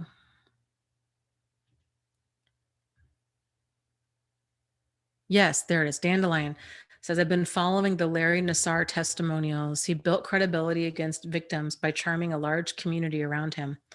They wouldn't believe the victims. Sick manipulator. Made parents think their child was lying. Yep.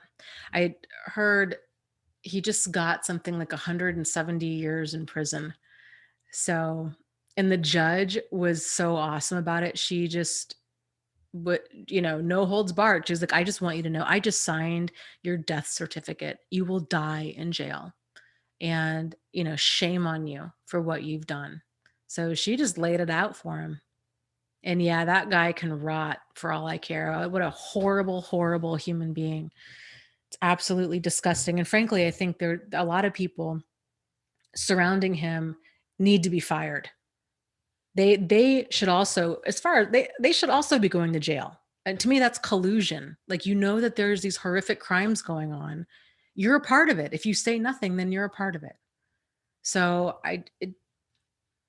it's infuriating, but I'm so glad that people are starting to come out and they're starting to talk about these things, and it's becoming a lot more accepted. And you know, ugh.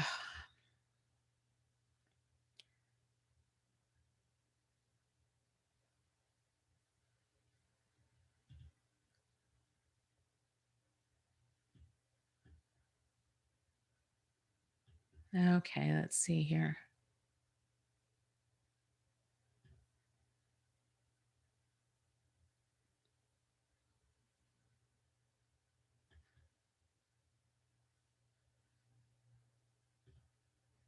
Let me scroll up here. There's lots of okay. People are liking that. Very cool. The fill in the blank.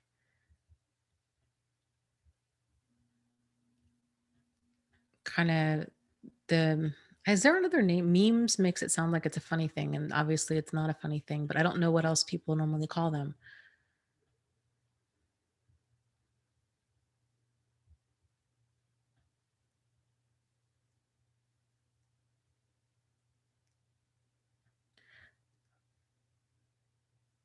But yeah, if anybody knows a way of creating a template and sharing it, and maybe that's like overthinking it. Maybe like that doesn't even need to happen. Like maybe everybody could just do their own thing in their own style, you know? And then we could figure out a way for people to, well, you can email me at probably the best way is dear Dana at thriveafterabuse.com. So email those to me and then I can start posting them on my Instagram. And we will make that happen.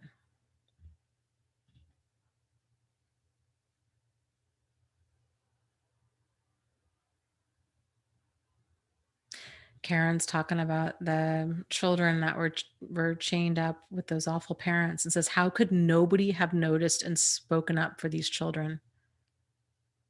Yeah, I don't know. It's just absolutely beyond me.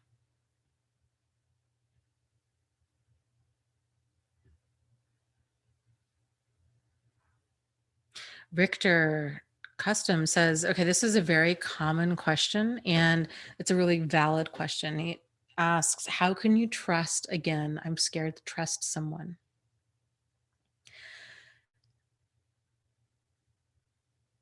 Is it helps to learn to trust yourself first and foremost. So if a person goes through an abusive situation, right? And they come out of it and then they're scared to trust again, they're scared to go through that exact same thing again. And this time around you have learned so much. If you've learned how problematic behavior feels is a big thing. It starts off there's always that feeling of confusion of, "Wait, what? Like, what did they just say? Like, did I hear that right?" And then it's kind of followed by introspection of, "Is it me or is it them? Like, is that weird, or is this me being overly sensitive, or was that kind of rude or weird?" Those are like the 2 main things, and then it's followed generally by justification. Well, maybe, he or she was like that because they had a long day at work, or, um, they got mad at me because I forgot to buy ketchup at the store, or because, um, it's their culture, or because, for whatever reason, we start justifying it. If you can identify the patterns of problematic behavior, and the more a person too learns about abusive behavior, the more you're able to describe it, the easy then you're not then a person's not they're not lost in the fog, and they're not kind of swinging at ghosts. They're able to more accurately pinpoint, actually, no, this is what's going on. Like, and this is why I have a problem with what they're saying. So, my first book, which is called Start Here, you can find it on Amazon under Dana Morningstar. I go through, there's like 50, at least 50 different definitions. I describe all of the different types of abuse. I give tons of examples in both of my books that really try to spell it out as clearly as possible. Another really great book on specifically verbal abuse, which is oftentimes the most kind of covert form out there, is there's a book by Patricia Evans called The Verbally Abusive Relationship, which I think it was just a fantastic book. And she really walks through all that. So, if you're in a situation, so let's go back to how a person feels. If you're in a situation that's causing you perpetual confusion, things are fine, then all of a sudden, boom, things take a left turn and you're off in the ditch, and now you can't communicate with this person to save your life, and it's these conversations from hell. Or this person seems to kind of want to pick a fight with you, and maybe you're not even aware that they're picking a fight with you, but you're like, I don't have this problem with other people in my life. Like, this person, this relationship or this person brings out the worst in me. It's that kind of a feeling of like, man, I do not feel rage. I do not yell. I do not have this type of dynamic with other people in my life. Or if I have had it, it's only been with other, hindsight being what it is, like it's been with other toxic people. And so kind of knowing that this is how I feel when I'm around people that are that when I'm being abused is basically what it is. Like, if somebody is continually, you know, it's that crazy making, controlling, condescending, diminishing, defining, agitating, provoking kind of behavior, that is a lot of verbal and emotional and psychological abuse, the gaslighting, the projection, that all of those are signs of, okay, this person is toxic. I've got to get away from this person. Like, there is no being logical with an illogical person. So I've got to get out of this situation. And um and I had talked about, for me before, my old boundaries were I would leave when there was abuse, addiction, adultery, or a really rotten attitude. If they were constantly critical and telling me all the reasons everything I wanted to do wouldn't work, that was when I would leave. But even then, it would be extreme. It would be very, I needed like overt abuse. Like, if they were, hitting me, or, just verbally berating me, or if it was extreme, if I had proof that they were being adulterous or cheating, it took extremes. The new me has gotten to the point where I leave a situation if it's perpetually confusing, if it's crazy making, or if it's, controlling or condescending, or if they're treating me with like disdain, contempt, or hostility. Like, those are my new criteria. And so that helped me to back all of that extreme behavior, which is good to have some deal breakers. But that was when things have gotten to that point, things have been going on for a long time, right? So I backed things way up to those early stages, those early emotions of, perpetual confusion, crazy making, those kinds of things, I'm out the door because I don't have those dynamics with anybody other than personality disordered people.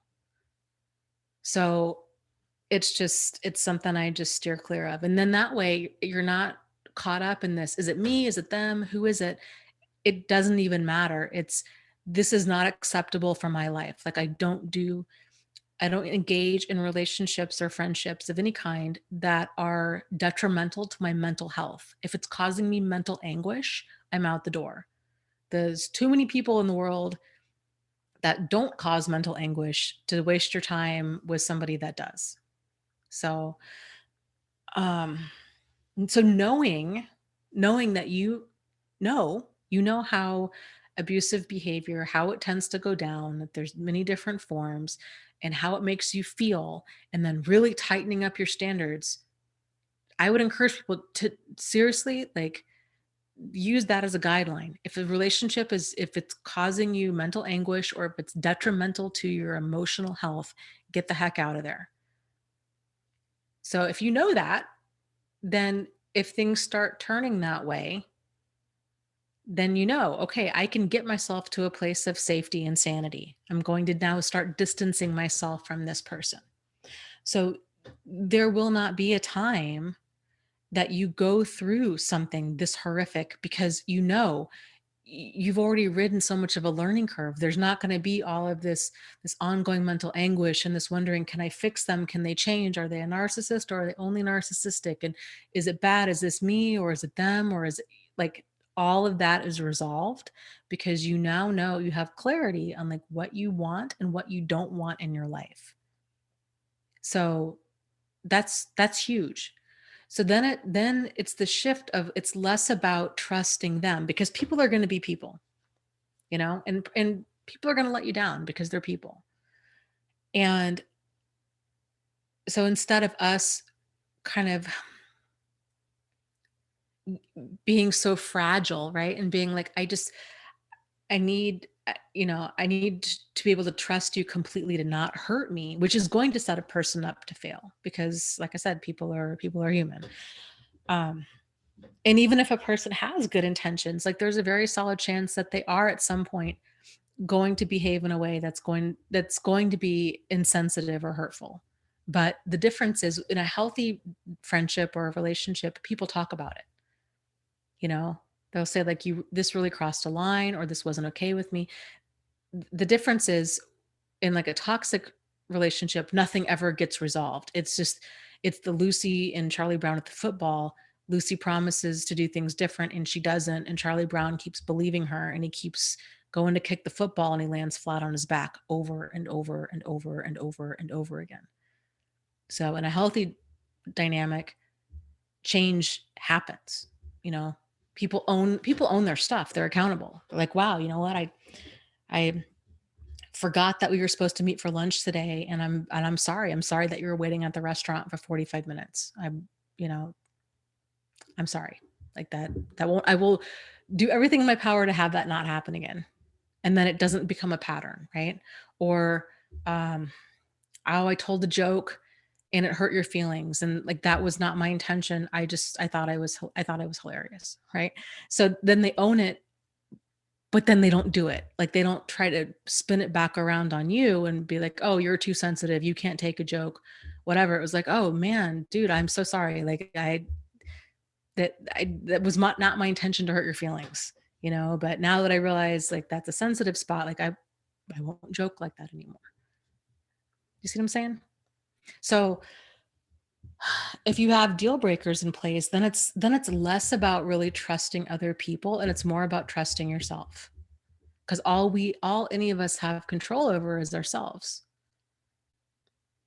And then, but there's so much power in that because then you're released from other people needing to behave in a certain way in order for you to feel safe and secure. And then of course too, going slow. So when you're meeting new people, especially when you're meeting new people, of going slow. And that's one of the, I think one of the biggest things that a lot of people, myself included, have had to learn is, before we might have gone full speed ahead and we're like, yeah, you know what, I'm an open book and I trust people completely, I take them all at face value, and we might have been doing that for many, many years or decades, and then boom, we crashed into this one person, and then our lives were blown apart, and now we're terrified to trust people. But if we can learn healthier ways of interacting with people and slow things way down, because trust is something that's earned with consistent action over a consistent period of time. Trust is not something that's just instantly given. Then it makes trusting a lot easier because we're not feeling like, oh, I met this person online and I've gone on, one date with them. And what's wrong with me? Why can't I just, I'm so afraid that they're going to hurt me and I've got my guard up. And it's like, okay, well, actually, that's a good thing because you don't know this person. So a lot of that feeling is completely appropriate, you know? So it's learning to slow things way down and realizing that, it takes a long time to really get to know a person. And we don't even begin to scratch that surface until you're about 90 days in. And it helps to just to relax and be like, okay, you know what? We don't need to tell deep secrets immediately. We don't need to have deep conversations. We don't need to have sex. We don't need to get super deep. I'm just going to take things at a pace that I'm comfortable with, and I'm going to get to know this other person, and I will decide as I go forward. Because again, I think what a lot of people think is they're like, my ex was abusive, but that was an isolated event, and that, you know, most other people are out there are not abusive. And the reality is we don't know. There's a lot of other people out there that are abusive, and the only way to tell is with time. So it's a mistake to just think, oh, well, my ex was abusive, but this will never happen to me again. It's no healthy boundary. There's no shortcut around that, besides just going slow and paying attention to how you feel and learning to assert yourself and um, kind of riding that wave because people can feel guilty, they can feel uncomfortable. Being assertive it's a new skill, so it's awkward at first. It takes practice and uh, you know it's learning a new way of being. But the more you can trust yourself to keep yourself safe and trust yourself to go at a pace that you're comfortable with. And here's the thing too with that. You know that you're moving at a pace that you're comfortable with, again, based on how you feel. So if you're going out and you're meeting new people or you're starting to date again or what have you, is if you're feeling like that, shaky, like butterflies of, and not good butterflies, like I'm talking like anxiety, panic of, I don't know if I can trust this person, and I don't know, and I don't know, and you're having nightmares and all that stuff, all of that extreme anxiety, those are all signals to back up. Just back things up. So taking things at a pace that you're comfortable with is finding getting grounded and feeling what it feels like to feel safe and calm. That's a good emotion. Finding what it feels like to feel calm. And so that there's a concept in that book, Psychopath Free, where he talks about getting a constant, finding that person. In the book he uses the example of his cat, how he feels around his cat. He feels calm, he feels comfortable, he feels, he's not second guessing the cat's motives and whatnot. For me, it's my brother. Like I feel calm, I feel safe, I feel secure, I feel like I can be myself. I don't second guess his motives. He's a good guy. He's always been there for me. That's my constant. And so to find that one other person that can be kind of that grounding force of how, when you're around this other person, how do you feel? And finding somebody that you feel safe and secure and calm around, and then kind of letting that be like your baseline. So if you're around somebody new or somebody else that makes you feel anxious and you're having night terrors kick up again and you're having anxiety and all of that, those are all signs that something's off. and that you either need to back things way up or you need to get away from that person. Generally, it means you need to get away from that person. But, if it's if you're fresh out and you've got like your PTSD is just raging and you're feeling anxious around everybody, then backing things way up. And I would encourage people, if you're feeling that way, to not date, because your radar is all kinds of screwed up, and it's not you, it's your brain, and it's going to take a little while for this trauma to process. So it helps to start off by meeting new people, if you're ready to start meeting new people in a safer, less emotionally invested way. So I'm a big fan of meetup.com, or if you go to church or if you volunteer, meeting people that way, and in tuning inward. How are you feeling? How are you feeling around these people? And um, do you feel more anxious around some people than other people? Do you feel calm around, who do you feel calm around? Kind of a thing. Because it can be really easy to be like, no, no, I feel anxious and upset around everybody. But at the same time, if you haven't been aware of what's been causing this emotional anxiety for decades, there's a very solid chance that you're surrounded by a bunch of toxic people, and that like your radar is finally, we've finally gotten through to them. Like these people are all toxic. So it can help if you can find somebody that you feel calm around, just to prove to yourself like you do know what it feels like to feel calm and to feel grounded and to feel comfortable, you know? So if you're on a date, backing things way up to where you're feeling comfortable. Like you shouldn't have to, justify stuff or have conversations you don't want to have, or be put in uncomfortable positions because you feel like, well, that's what people do when they date, or, I just need to somehow get over it, or whatnot. Move at a pace that you're comfortable with.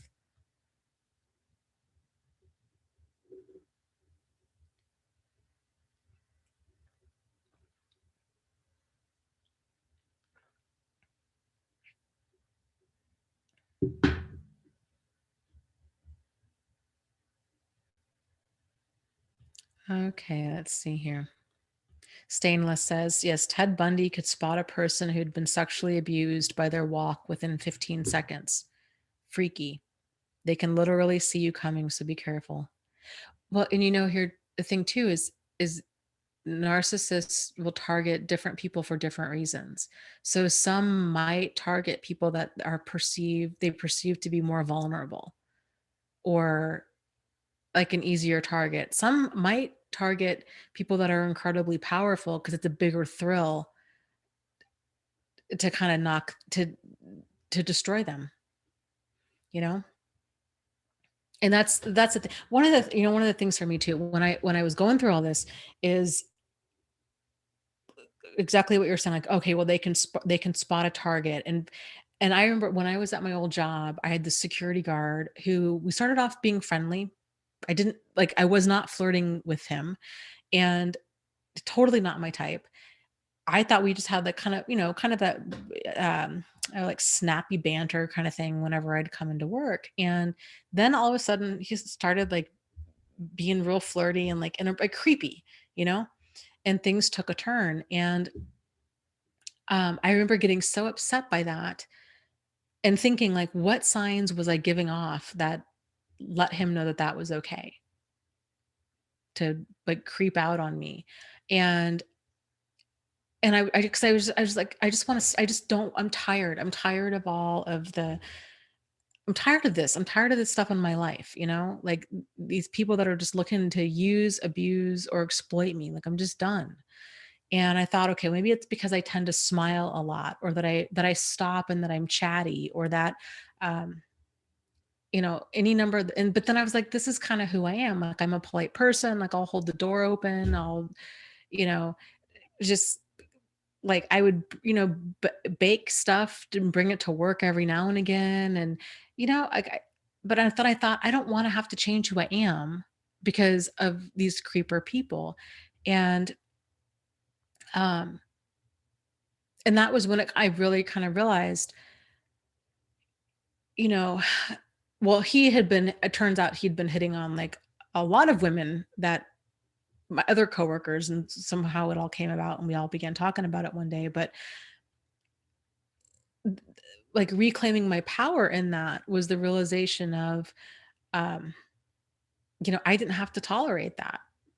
And, I'm not going to, I remember thinking like if I walk more assertively, if I smile less, if I don't make eye contact, if I come across as more guarded, then I'll stop attracting these kinds of people. But really what it boiled down to was boundaries. Just being assertive and being okay with saying no, and with being okay with being perceived as rude. That was a big thing. And it finally got to the point with this guy where I would take a different entrance into the building. I would I just steered clear of him. And at first I felt really rude doing that, but then I was like, no, like forget this. Like I don't want to be, I shouldn't have to feel like this every time I go into work, you know? And so yeah. Linda says you weren't Pac-Man yet. Yes. I was Pac-Man upstairs in the office building, but the main floor took me a while. And then then it was so obvious. Like, oh my gosh, that was such an easy fix to just go in a different door. I don't know why it took me so long to think of that. And same thing like with Ted Bundy, he would approach a lot of women. He had, it was like a broken arm or a broken leg. Like he literally came across like a baby bird with a broken wing, and he, how does that saying go? Like, we do not fear what we pity. And so women pitied him. Like, oh, there's this poor guy. Like he's got trouble. He can't get his, and can't carry his groceries. He needs help getting him into the car. And the next thing they knew, he'd pounce on him and he'd throw him in the car. You know, and that's a hard thing. This is what I'm saying, because like you can only anticipate so much. I mean, I'd like to think that I wouldn't help somebody with their groceries if I saw that they had a cast on their arm and it was late at night. But I don't know. I could totally see myself doing that. And that's it's hard. Normal, decent people just like, that stuff's not on the forefront of our mind of how awful people can be. So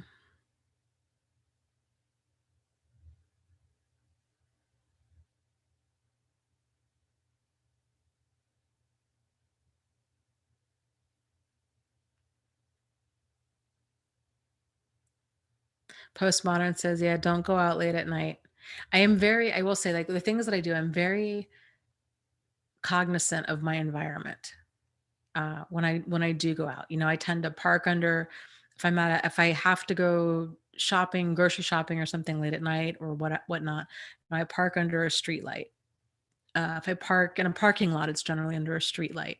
I carry my keys with me. I'm a lot more okay now with being perceived as being rude than I was 5 years ago. Um, I'm very aware of like personal space. I'm very aware of like people around me. If I'm, if somebody's, I have no problem now like crossing the street if I just get an uncomfortable vibe from somebody, or locking my doors if I'm at a stoplight, because somebody's crossing the street that just doesn't sit right with me. And I used to not want to hurt other people's feelings, and so it taken me a while to kind of get to that place. Yes, Stainless says, and watch the transitional spaces from house to store. Yep.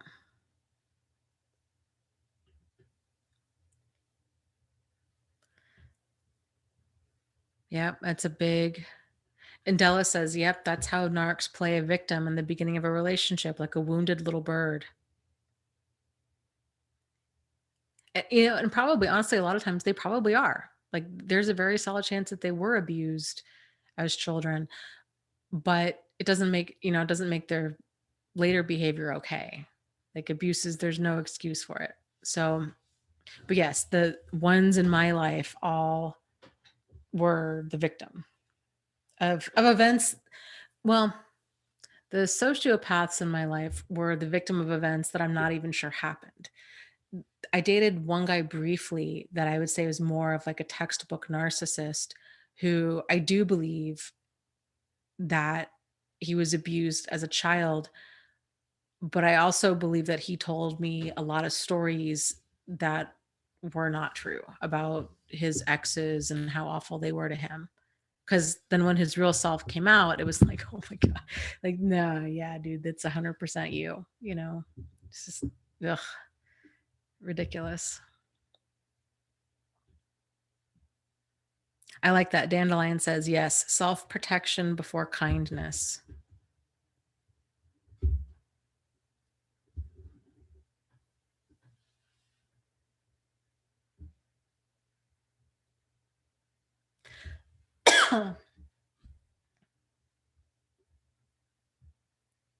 Yeah. Here at Travis's house, well, we both have dash cams in our car. So it records. It records. He has one that's front and rear. So it's continually recording all around his car. We have cameras. He has cameras at his house that record all around his house. So I at first I was a little freaked out by all the cameras, but I'm so glad that we have them now. It's been very reassuring.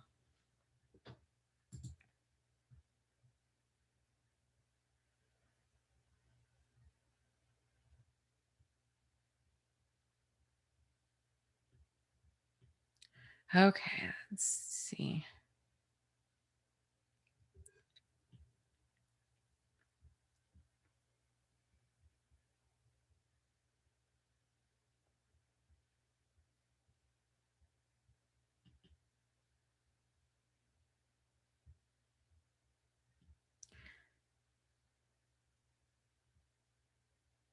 Vegan Yogi says, I still have a hard time hurting someone's feelings, even when they're cruel to me. Well, I think realizing too that there's a difference between self protection and hurting someone's feelings because, you know, not allow protecting ourselves and not allowing ourselves to be abused has nothing to do with hurting their feelings, you know? And you don't have to be rude or hateful about it. Like you can just distance yourself. One of the things, like the last person that I went no contact with was a former coworker, and I really wrestled with that because I was like, I know she, like, I don't know how much of her behavior was intentional and how much of it was just like her subconscious stuff that was driving. I mean, it doesn't matter because it was outside the realm of what was okay with me. But I really struggled with, do I explain this to her or do I just go no contact? And then I finally realized, I'm like, you know what? If I try to explain this to her, she's going to sit there and argue with me, and she's going to make it seem like I'm crazy and that I have issues. And it's going to be a conversation that does not get resolved, or it's going to be her apologizing. And after, me bringing it up, and it's going to be some sort of like false resolution to it. And I had seen enough other behavior with her with other people that I just knew, I'm like, this person is just toxic and I just need to cut her out of my life and drive on. But I struggled with, I felt really rude just going full no contact. But then it was like, you know what? I'm being rude to myself if I keep engaging with her because it's just going to be more nonsense and craziness. And like, she's nuts. Like, I just need to cut bait and drive on and never look back. So perhaps thinking about it in terms of that, of like, it's, if you're, who was it, like Buddha or the Dalai Lama had said, like, if your compassion, unless your compassion for somebody else includes yourself, it's incomplete. If we're being polite to them, but at the expense of hurting ourselves, then it's not a true act of kindness.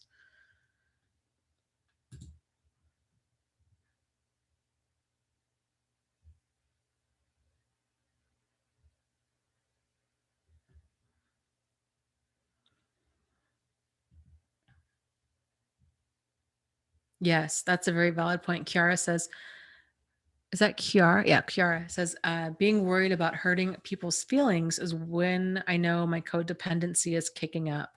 I can't set boundaries if I'm worried about or taking care of other people's feelings. Yeah. And that's a big, it's learning new skills. And there's a lot of stuff, like Lisa Romano says, I love the way that she puts this. She's like, it's not you, it's your programming. And it's so, so true of we all got these messages from somewhere. And we might have just come up with them on our own, like our child brain might have linked up, this is how I need to kind of navigate this unstable home environment. I need to really ingratiate myself, I need to put myself last, I need to put other people's feelings first. We learned all of these kind of coping mechanisms to survive an environment. And ex- you know peeling those layers back and examining all of this stuff and going through it, it's a process, and change is always a messy process.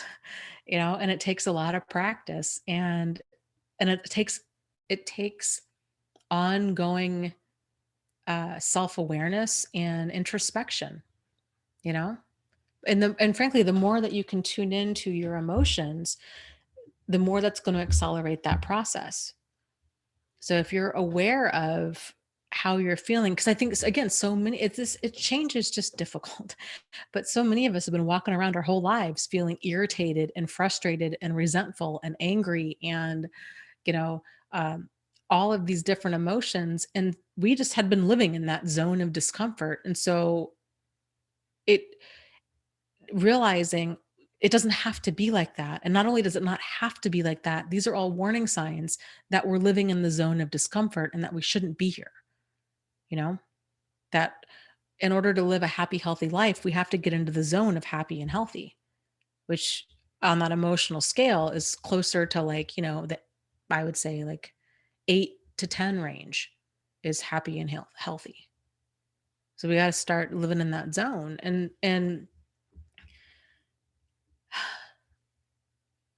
my guess is for most people, myself obviously included, is when you're practicing these new skills, you're going to continually have these like aha moments of, oh my goodness, I cannot believe I had I had was doing so good with setting boundaries in this one way, or with not getting puppeteered by guilt.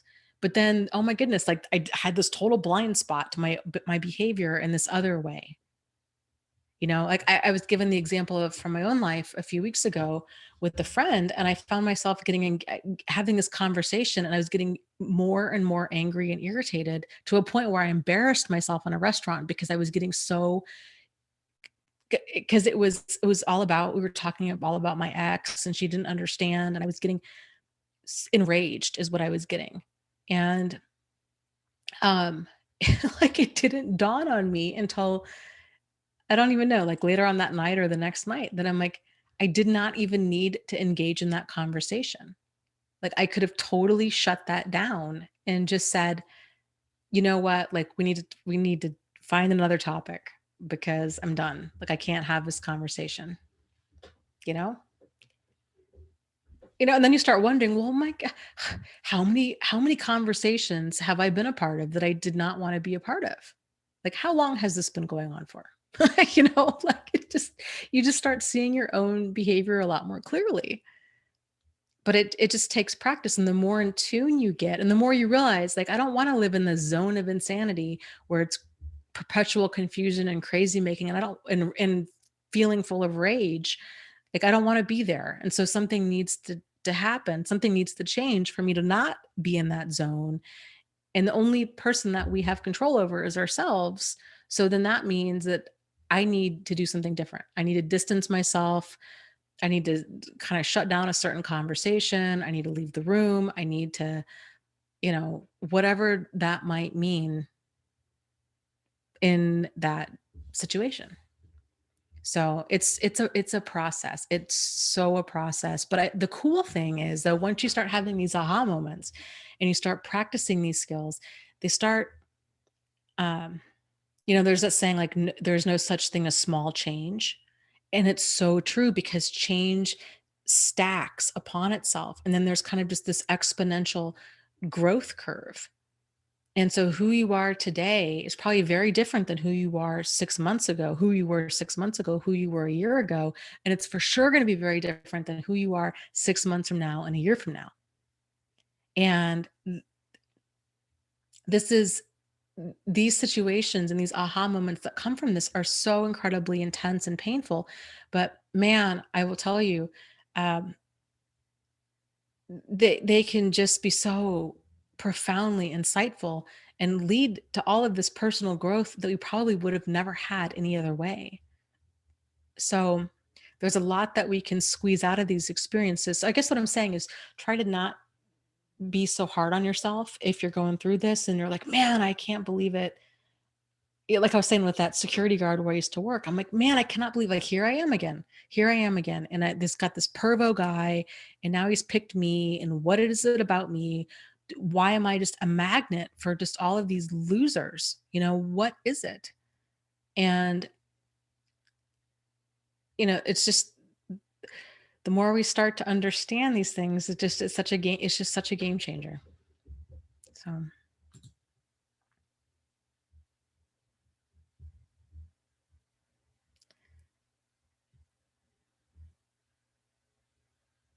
yep, totally, Linda. Linda says we can be Pac-Man in conversations too. Yes, absolutely. And Linda, actually, while I'm thinking about it, do you want to, or would you please put your link to your group in the chat? I think it'll let you do it. Actually, let me make you an admin in here real quick. Hold on.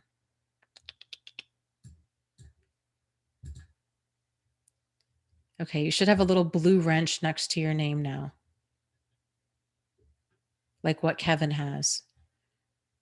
And I think that'll give you the ability to add a link to something. So Linda has a support group that she's just starting up on Facebook for parents that are going through that have a narcissistic or sociopathic, otherwise toxic ex, and they're trying to co-parent or parent. So fantastic group. She touches on all kinds of different topics having to do with parenting and um, just all kinds of struggles with kids and getting trying to raise happy, healthy, well-adjusted children despite abuse, and kind of helping kids to get on back on track as much as humanly possible.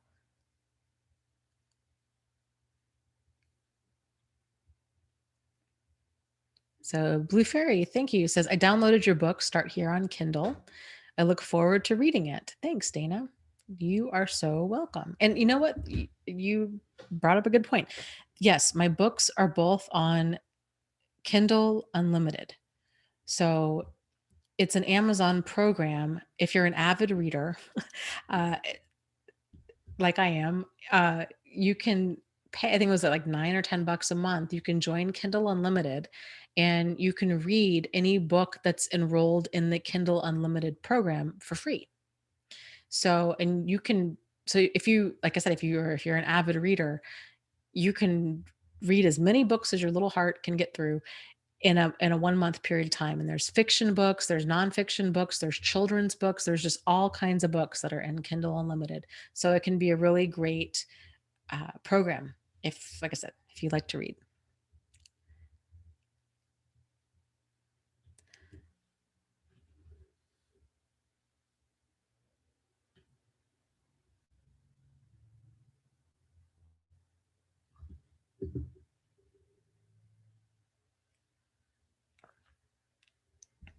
Vegan Yogi says, why couldn't we have personal self growth like healthy people who experience tough times, but not things like verbal abuse, crazy making, rape, etc.? Well, here's my thought on that is I think that we do. I think that we do have self-growth through every experience. A flat tire, a friendship that ends, a pet that dies. Sorry, so my phone chiming. That was weird. Through any type of experience. Trauma of any kind, of any degree, is always transformative. Anything that's traumatic, getting in a car accident, ending a friendship, failing a test, getting fired from a job, moving, parents getting divorced, getting married, right? Like trauma can be, I think, it can be any like major life change, anything that's traumatic in the sense that it breaks us out of the norm. So there's growth that comes from a wide variety of experiences. However, it's those really intense experiences for people that tend to create the most amount of growth, and or that cause I shouldn't even say growth, that can lead to the most amount of transformation. So, and this is where stuff for me gets really interesting because trauma is transformative, right? And no matter what that trauma is, like I was just saying, a car accident, getting fired from a job, moving, what have you, people people process these events differently. And so on a smaller scale, like failing a test or getting in a car accident, things that tend to happen to most people, we're still kind of growing through that. But here's what's interesting is the lessons, we're probably not aware of the lessons that we're learning as we're growing through that. So it's amazing. And I think on a smaller scale, we tend to develop a lot of limiting beliefs. On like a larger scale, it's more like PTSD, right? So it's traumatizing beliefs. It's fear of others, it's paranoia, it's anxiety, it's depression, it's like debilitating levels of emotion. But on a smaller scale, it's limiting beliefs. It's the belief of, oh, I'm just not musically inclined, or I'm no good in math, or and we might in the limiting beliefs are either going to be conscious or subconscious. It's so interesting to really kind of go back and dig around and think like where did that belief come from? Odds are it was due to some sort of pain in our life or something that we just really didn't feel prepared for. It's interesting. Talk to, if you're ever around parents who have very different children. Uh, like my parents, for example. My mom had always said, she's like, I was a very easy kid. And she's like, you were such an easy baby. You smiled all the time. You just, you slept like you were just easy. My brother was the exact opposite. He was colicky. He was just, he had I mean, he just had so much stuff going on with him from like day one. And my mom now had kind of joked about it. She's like, we had you, she's like, thank God we had you first, because had we had your brother first, we probably wouldn't have had another baby. She's like, we had you first. We thought we were great parents. We thought we were just so good at this. And then we had your brother, and then our lives were thrown into chaos. And so I think it's people, it's amazing the beliefs that we can develop around, and we all do this around different events, right? Like positive or negative. So uh yeah, it's oh good. Linda posted the link to her group. Good deal. And Linda, can you post the name of it again too? It's, what is it? Parenting. I think I took a picture of it.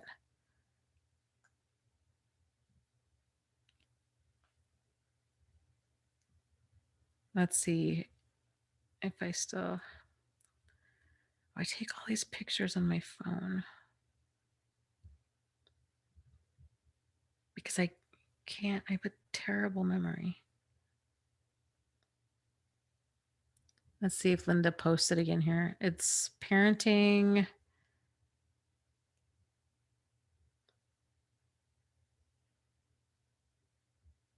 Hold on.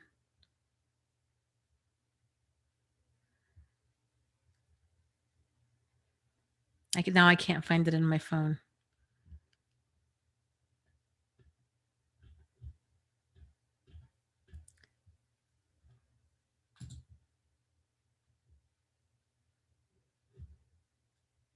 Hmm.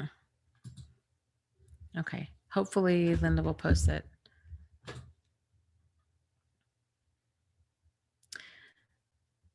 Parenting after abuse or something like that was the name.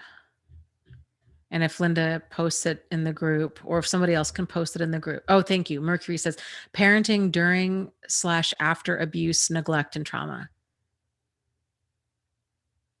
Parenting during or after abuse, neglect, and trauma. Yeah, Bear, thank you. I noticed that too, and I was saying it out loud. Bear said, Dana, speaking of limiting beliefs, you just said you have a terrible memory. Yes. Yes, you're right, right? Like, that's another thing. I actually do try to be aware of the words that I'm saying, because it shapes our reality, you know? So I need to quit saying that. So,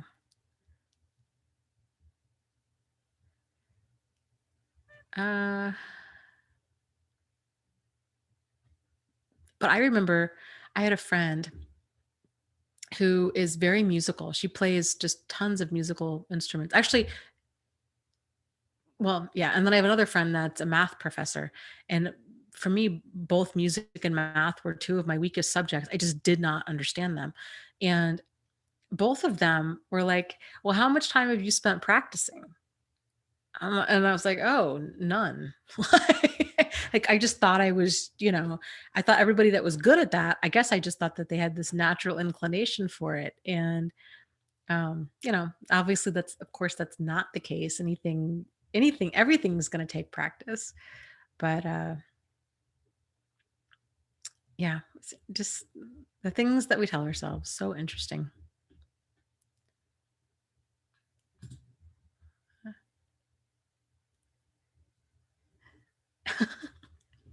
Sable, thank you for the live stream donation. I don't even know what that message is about. I missed something, or or what. That's funny.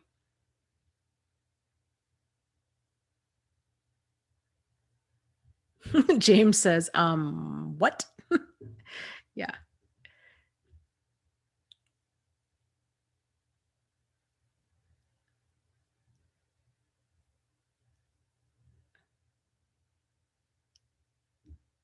That's a very good point. Leslie is talking about with parenting and stuff, and says, I just thought about what my mother would do, and then I did the opposite with my son. Yeah. And that's a great way to go about it. I call those difficult people, or people that are, abusive or neglectful, as reverse role models. So, some people are very fortunate. They have amazing role models in their life that teach them love and bonding and, you know, all of these positive things. But then a lot of us don't have that. And instead, we have the exact opposite. And so, to view that as, okay, this is a reverse role model. So they didn't teach me really what to do, but they taught me what not to do. And so, just like Sable was saying, or I'm sorry, Leslie was saying, is doing the opposite. And I think that's very insightful. It's awesome.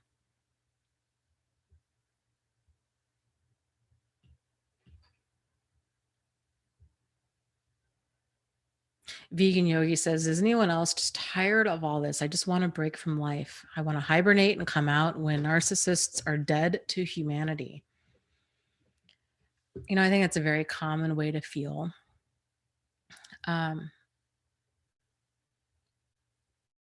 But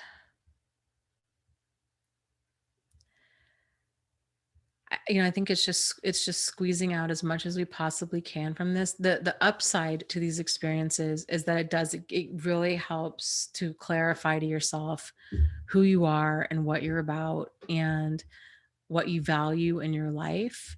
And it I think can help a person really get really in tune with not only their emotions but their intuition, which is kind of like next level stuff. And you know, it's it's just powerful. It's powerful stuff. I they kind of oh, and I don't even know if I want to say like that it's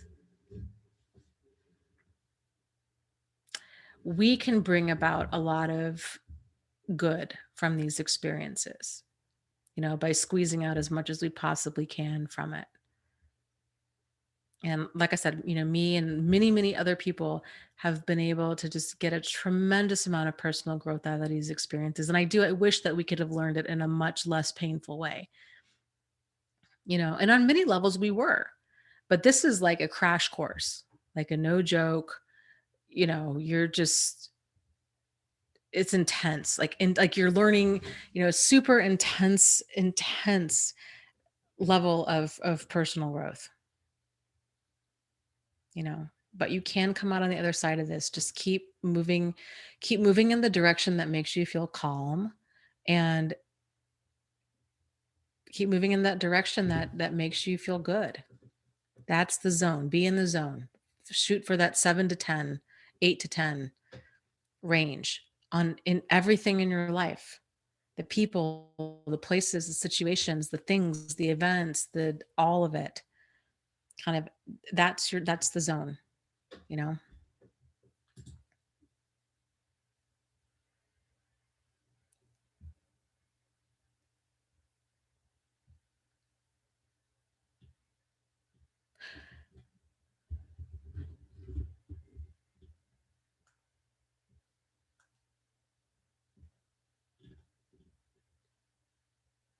Oh my gosh, postmortem, you're right. That's funny. I totally forgot that I had set that. That's exactly what that was for.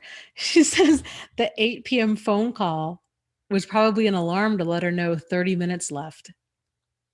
Yes, that's exactly what that was. I had set an alarm and I forgot I did that right before I went live. So I could remember so I wouldn't go over on time. And then I got so nervous about going live, I totally forgot. See, I just forget things and I amaze myself. It's funny. Ridiculous.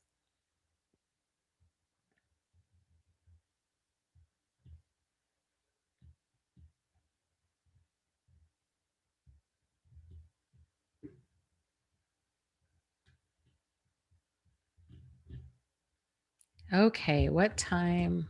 Because I turned off my alarm.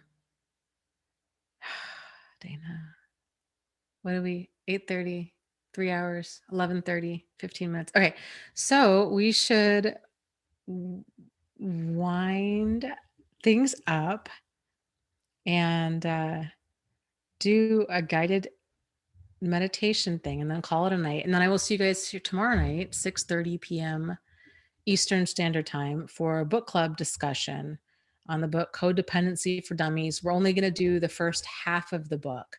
So, and then we'll do the next half of the book next week. So next Thursday, 6:30 p.m. Eastern Standard Time, second half of the book. So the first half of the book is all about a lot of different theories on codependency, how it came about, what it is, kind of signs and symptoms, that kind of stuff. The second half of the book is about kind of like what do we do about it, and um, really learning the book is just chock full of examples about what do we do, tuning into yourself and paying attention to your emotions and all of these different things that you can do. And even if you don't identify as being codependent, 'cause I know a lot of people don't, and a lot of people aren't, but there's still, I think, a lot can be gained from this discussion, because I really view a lot of these kinds of topics as just emotional health topics in general, and this stuff is not talked about. And so if we don't have the words for it or the understanding or the context, it's very hard to see it, right? Because we haven't like, things are uncomfortable, but you might not know why. And so then the more words and understanding and context we have around it, the more things start to make sense. And it's a lot easier to start getting your life in more of alignment when things are, you know, when you have the information to do so. So, okay.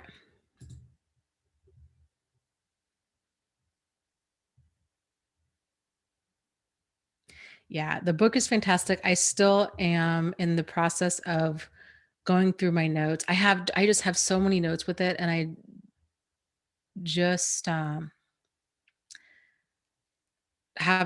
a ton of stuff to sort through and kind of figure out how, I'm overwhelmed, frankly, with that book and how to kind of chunk it down and frame it in the most kind of constructive way possible, especially the first half. Second half is smooth sailing, but that first half, there's a lot of stuff in there that can feel very re-victimizing. And I think it actually can be re-victimizing. But we'll do our best to tackle it tomorrow and go from there.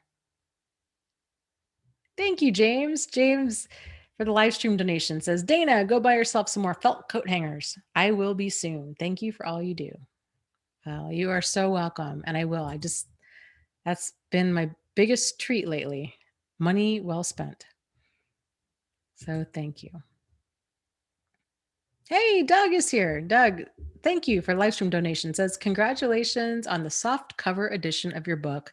And I hope all is well with you. Light and love to all. Namaste. Well, namaste to you too, Doug. So, and I don't know I don't know if I ever say this out loud or if I just always think it all the time, but every time I watch the show Vikings, I just want you to know that I do think about you. So I always want, I'm like, I wonder if Doug has seen this episode yet. Is he fully caught up on the show? So I hope all is well in your world and light and love to you too.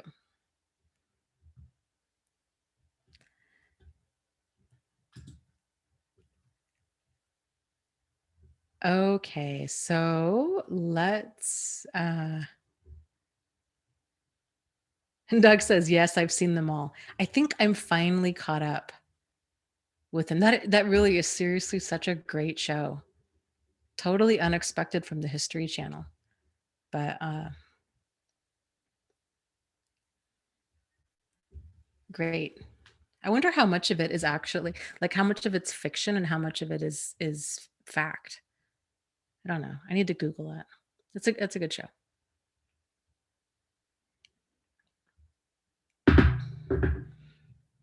Okay.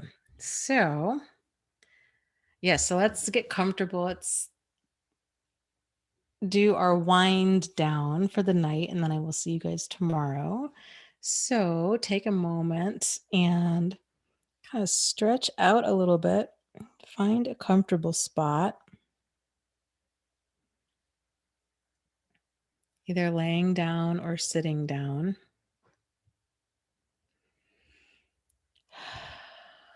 Take a few deep breaths as you let your body just allow it to relax.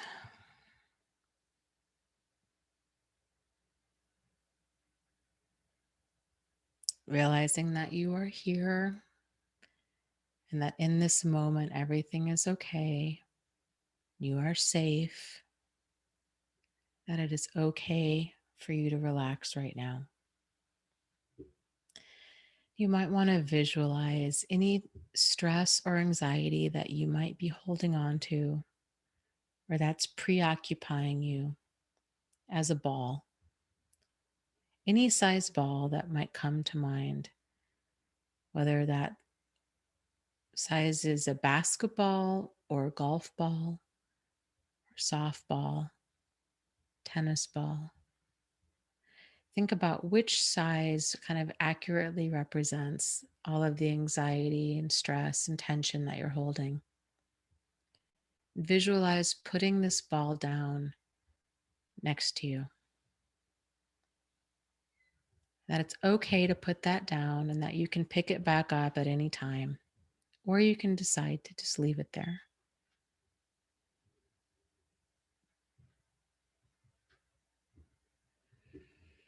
And as you breathe, with each passing breath, letting that oxygen go further, deeper into your lungs.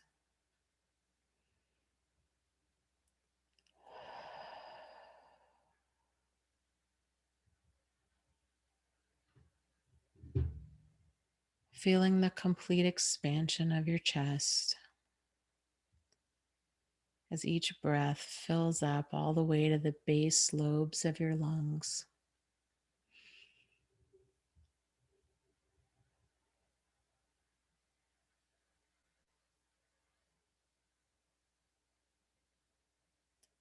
Realizing that it's okay and that it's important for you to take time out for yourself.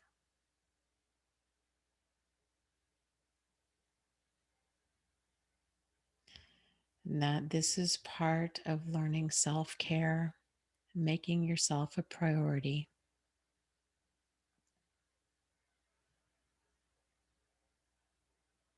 And so for the next 10 minutes or so, this is something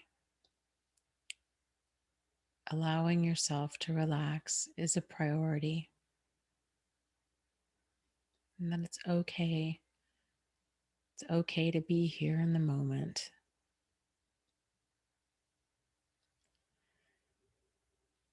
So let's take 3 more grounding breaths.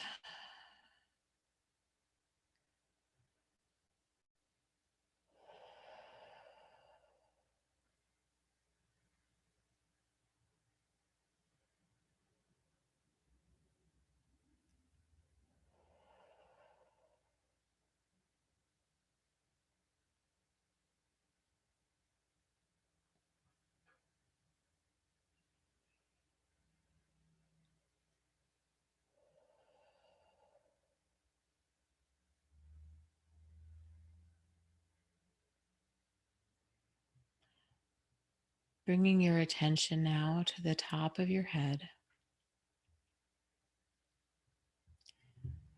Slowly moving your way down, scanning for any areas that are holding tension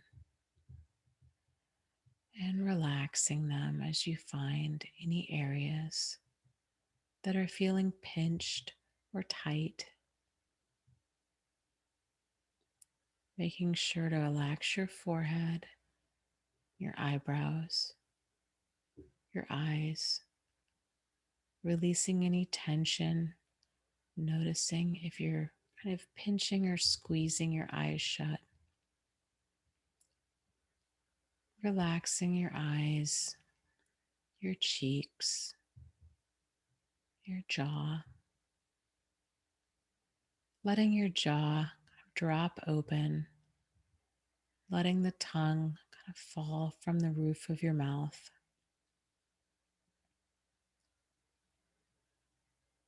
Relaxing your neck and your shoulders, feeling how heavy they are when they do fully relax. Letting them drop down a few inches with that heaviness.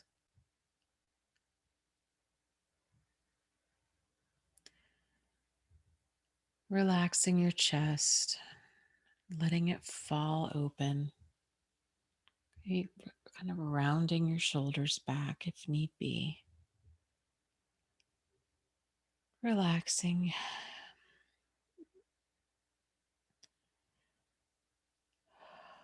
Relaxing your chest down into your torso,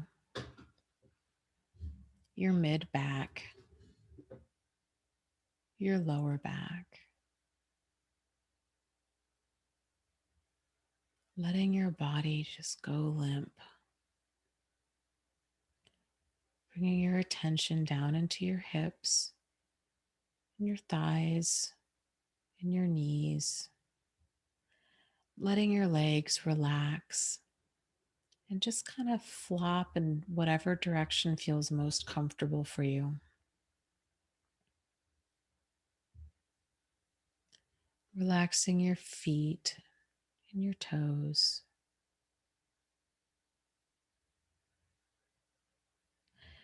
Relaxing your arms and your hands, letting them just fall in whichever way might be most comfortable. Feeling the heaviness of your body. Let's do 7 breaths right now of being in the moment, feeling how it feels to be completely relaxed.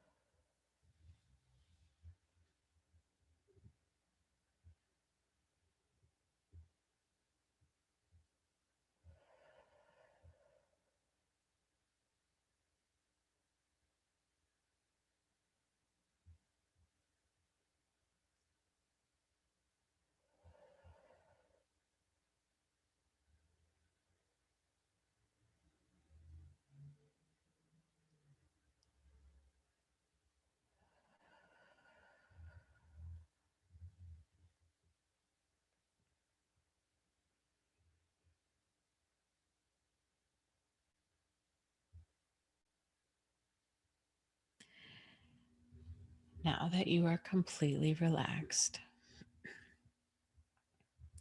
would like for you to visualize a doorway. It could be either a real doorway or an imaginary one. Visualize a cascade of what looks to be like silver, whitish, almost like water. But as you approach it, you realize that it's not water, that it's light, and that it's calling to you, that there's a sense of peace and calm and purity and goodness about that light. And as you approach it, you realize that it's just the most beautiful thing that you've ever seen in your whole life. As you start to walk under this kind of waterfall of light, realize that it has the ability to wash away all of the stress and pain, anxiety, and negativity that you might still be holding on to. And as you slowly walk through it, feel how good it feels that it having all of that stuff just melt instantly off of you.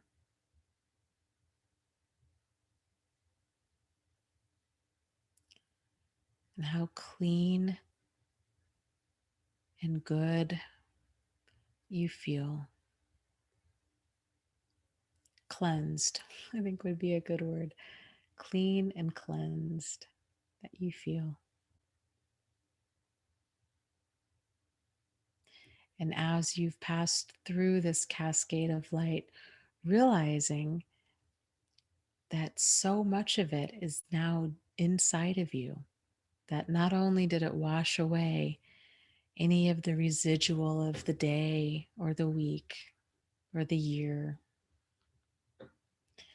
or the past decades, that it's cleaned and cleansed inside too. With the realization that this is your natural state, a state of feeling good, of feeling playful, of feeling light, feeling calm.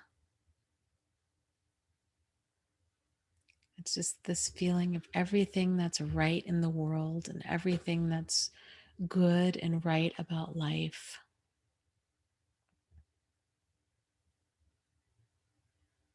And holding on to that feeling, cherishing it, appreciating it, and knowing that's how you feel when you're in that zone. When you're feeling good, it just feels, it's so effortless and it's so joyful. And it's full of all kinds of just positive emotions that makes you feel so grounded and rooted in your authentic self. That self that you might not have seen since you were a little kid. That self that's still deep inside of you and that will always be deep inside of you.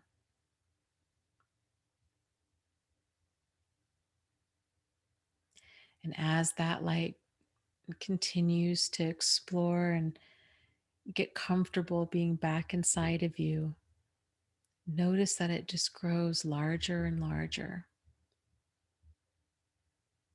until it fills up every single space of your body, every single cell in your body.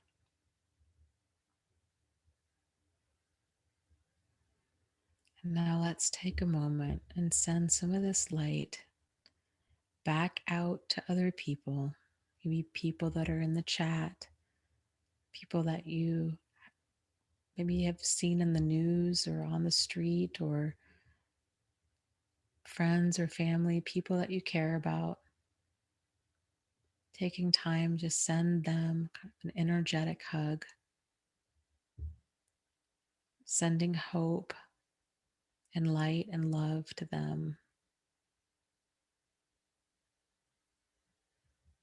Let's do that for like the next, we'll do that for the next 12 breaths.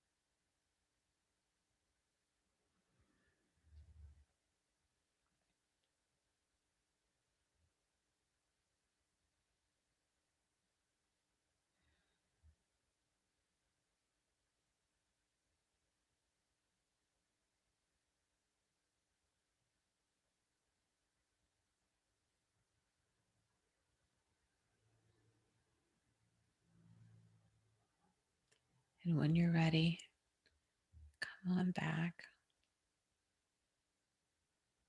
Take a moment to hug yourself, letting yourself know that there is so much that is right with you and that you matter and that it's okay to love and accept yourself unconditionally.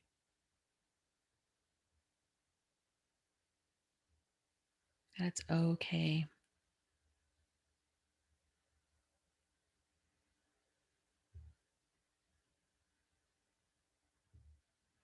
When you're ready, go ahead and open your eyes.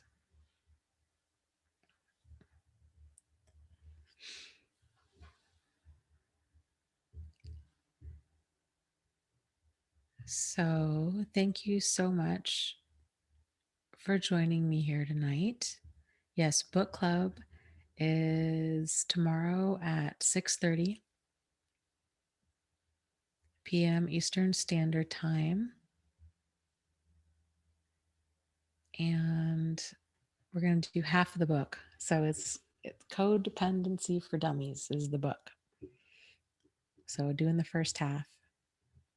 So I hope to see you guys then. And have a fantastic rest of your evening. So, oh good, Doug. I'm glad that you like that. Good night, guys. So take care. Lots of love to you. I'll see you tomorrow. You are not alone. You are not crazy, and you really can move forward and heal from this.